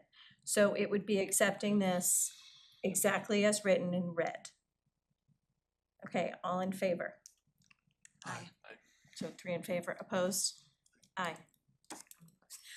So Opposed is- 3 to 3. Still reading, sorry. All right, so it's 3 to 3, so the motion fails. So now we're back to the original motion of, I'm trying to follow Robert's rules, of the minutes as written without the red in it. And I can't edit this or else I would. So we'll vote on that now. So all in favor of the notes as originally written? Aye. Aye. Opposed? Okay. Nay. So the minutes are approved and we'll move on to the school calendar. So we saw the school calendar at our last meeting. It was kind of like our first read at the last meeting. I don't think we have anything new to add to the school calendar. Nothing new, so it's just a vote. So I'd entertain a motion to approve the 2026-2027 school calendar. So moved. Thank you. Like anyone? Do we have a second? Second. Okay, Lynette seconds. Any further discussion?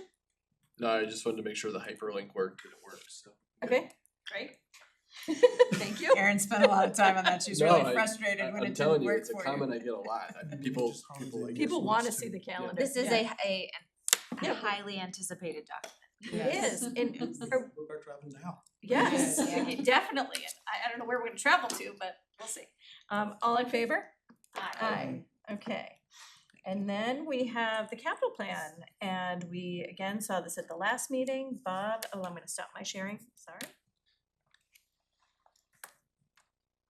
Bob, I'm gonna turn it to you to discuss the CCHS or the regional capital plan. Bob, may I just suggest that you, there's a lot here, just maybe the highlights.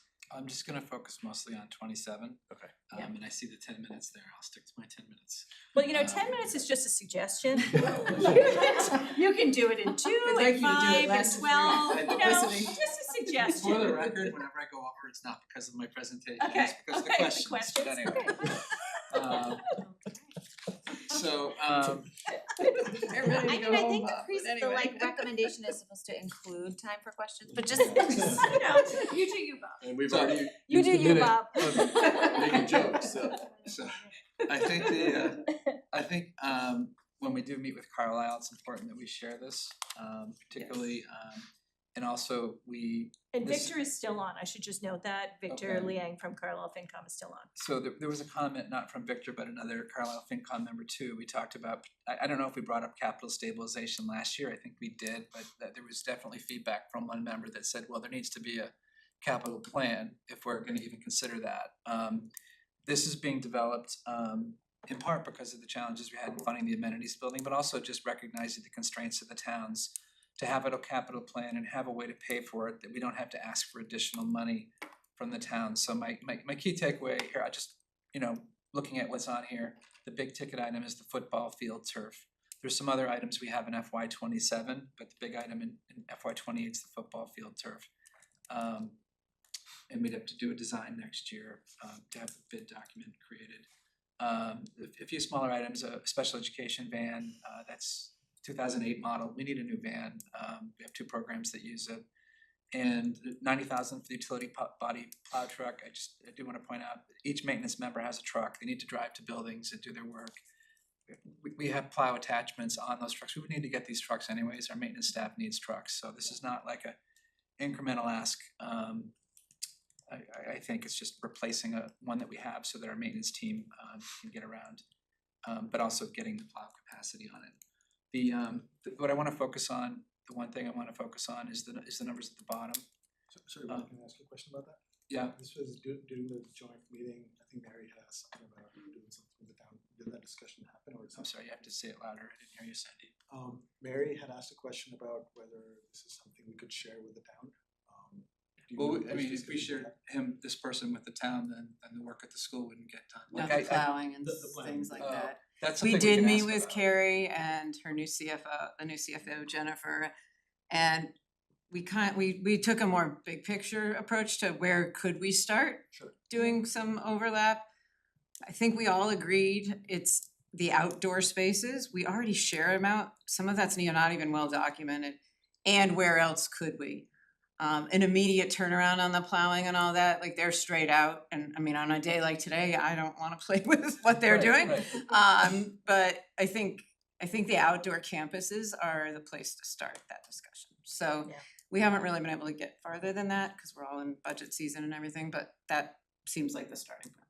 And I will say, we brought that at our chairs roundtable, and some districts are sharing like custodial staff with the town. And they said it's super challenging because then it's like, okay, the classroom doesn't get cleaned because I'm over at the townhouse cleaning this room in the townhouse. And then they gotta get back over and then it could be overtime. So there are challenges with some of the consolidation, yeah. But we are sharing outside already. Yeah. Yeah. 'Cause they do some mowing, we do some mowing, like, so it Yeah. seemed like a natural starting. Yeah. And then the outside demands are a little bit more. I mean, there's a lot of work at the high school, there's a lot of grounds out there, some of it's turf, it doesn't need a lot, but we now have middle school that's gonna have nice new fields when what we had before were not very nice, end of life, and they were treated like end of life. And then we also added a field at Thoreau, that's a little soccer field that'll be for you. So there's a little bit more that they have, and the space at the, it's a very nice middle school too, like, so there's a little bit more attention that's needed there. And so we're factoring in, like, there's a little bit more scope and, you know, can they help there? So that's a discussion we'll have and see what capacity they have. And I will say the high school, actually, it looks like the best it's ever looked, and I really think that the facility staff has done a great job of the outdoor spaces. Much of that is maintenance, just so we're yeah, crediting the maintenance, sorry. crews. Sorry, credit the proper crew, I'm gonna get it wrong, but so it really, you know, it's a large And campus. Tim should go. And Tim's really done a great job, so just passing that along. Yeah, no, that's Thank fantastic. you. We've We gotten will, for sure. Similar feedback from the principals Mhm, as well. good. So at the bottom, the number I want to focus on is the bottom line, the capital stabilization. So the idea that we had was to repurpose the OPEB contribution, some of it or all of it, for a couple years to capital stabilization. What we're showing at the bottom is what we would be pulling from in order to fund this. So if I scroll down even further, you can see that we currently have $220,000 in capital stabilization. If we put the OPEB contribution into capital stabilization instead, that would help us have an ending balance of $389. We'd spend $764 next year in '28 when we did the turf, and we'd have to come up with $146,000 out of E&D to do that. I mean, if it ends up getting pushed a year, that gives us more time to save. But the idea is we're 60% funded for an OPEB trust. That's a long-term future obligation, and both towns are struggling to come up with ways to fund capital right now. So do we want to keep putting money into our retirement account when we're cash poor? So An account that's earning over $1 million in Yeah. interest. and investment earnings. So Yeah, there, right. it's not like it's not gonna, I mean, it's subject to market returns, but like, you know, It an is gonna grow. average of 7 or 8% a year, long-term growth rate, you would expect it to increase $1 million a year the next few years, so it won't be static. So there's no perfect, easy solution, but this is a solution that helps us fund our capital needs at the high school, which is a challenge now, and does it in a way that makes it supportable for the towns financially. Yeah, and I think we learned a lot through the amenities building process. And we don't wanna go back to the towns looking for more money if we have the ability to fund it ourselves. I just have a question. I know we've talked about this before, but on the OPEB, if you put in like 375 over the next 2 years and then 150, 75, are we looking at other sources of funding to fund it? To fund what? The Capital stabilization fund. I mean, if we had a year like where I got to the end of the year and said we have $200,000 left, I would probably talk to Lori first and see what our educational needs are, but we might come to you and say, we wanna put 100,000 of that, we can do a budget transfer. So there's ways to do that. Cause Or I like, feel what I if like E&D comes back And and if- it's yeah, over, you know, the amount that we're allowed to keep in there? Yeah, if we see that E&D might go above 5%, we could do that as well. I usually try to plan so that doesn't happen, but if we have some unexpected income, we could talk to you about designating some E&D for capital. So there's things, there's things we can do, but Cause I worry about the like sustainability of OPEB being the funding source for, like, over a long, I am totally supportive of Yeah. it to get it started. But as looking at this, it looks like that is the plan for the foreseeable future. yeah, I'd say for you know, by FY '29, if we keep up, that means we're putting 225,000 in FY '29 into OPEB and less than that in FY '30 and '31. Yeah. So, you know, I think Carlisle's feedback to us has been 375 is a little bit rich to be putting into OPEB. Maybe you should be doing a little bit more of a moderate amount. So by '29 we get to that, and for 2 years we put all of it to. Where was the 375? Where did that come from originally? There was a model that the OPEB consultant said this is how much you'd have to contribute to get fully funded. Yeah, okay. And we followed the model, and then we saw how well funded we were. Some of it was investment performance, and some of it was changes in the way it was calculated. The liability was calculated that I don't completely. I couldn't explain to you in 20 minutes, and I don't understand. But it relates to. You only have 10, so. Yeah. So. we followed the model, and then, you know, over time, as we get closer to being fully funded, it recommends declining it, so we're essentially aligned with what the consultant's guidelines are. Okay. And where do other districts fall? Just out of I curiosity. think we're the second highest funded regional district in the Yeah. state. Okay. There's somebody that's higher than us. I think that's, yeah, so I think we're, you know, up there in terms of regional districts. I just know from putting money into 529 plans, you fall a little bit behind and it's so hard to get back up, so I echo your comment, like, works for this year, but we shouldn't be doing this, I don't think, too much. The long term. Right, no. It really I don't- exponentially yeah. grows later. Sorry. So it's 2-year. That's why you don't wanna get behind. That's right, can't get behind. Okay.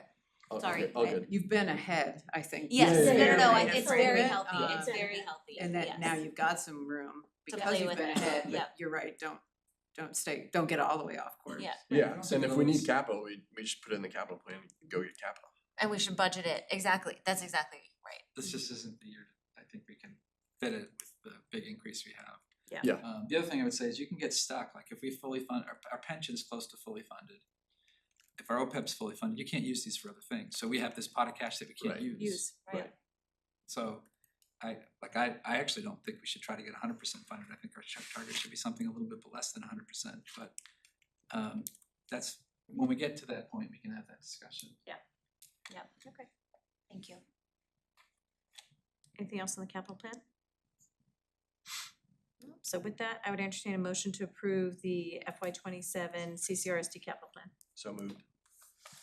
Second. All right, any further discussion? Thanks, Bob. Thank you. All in favor? Aye.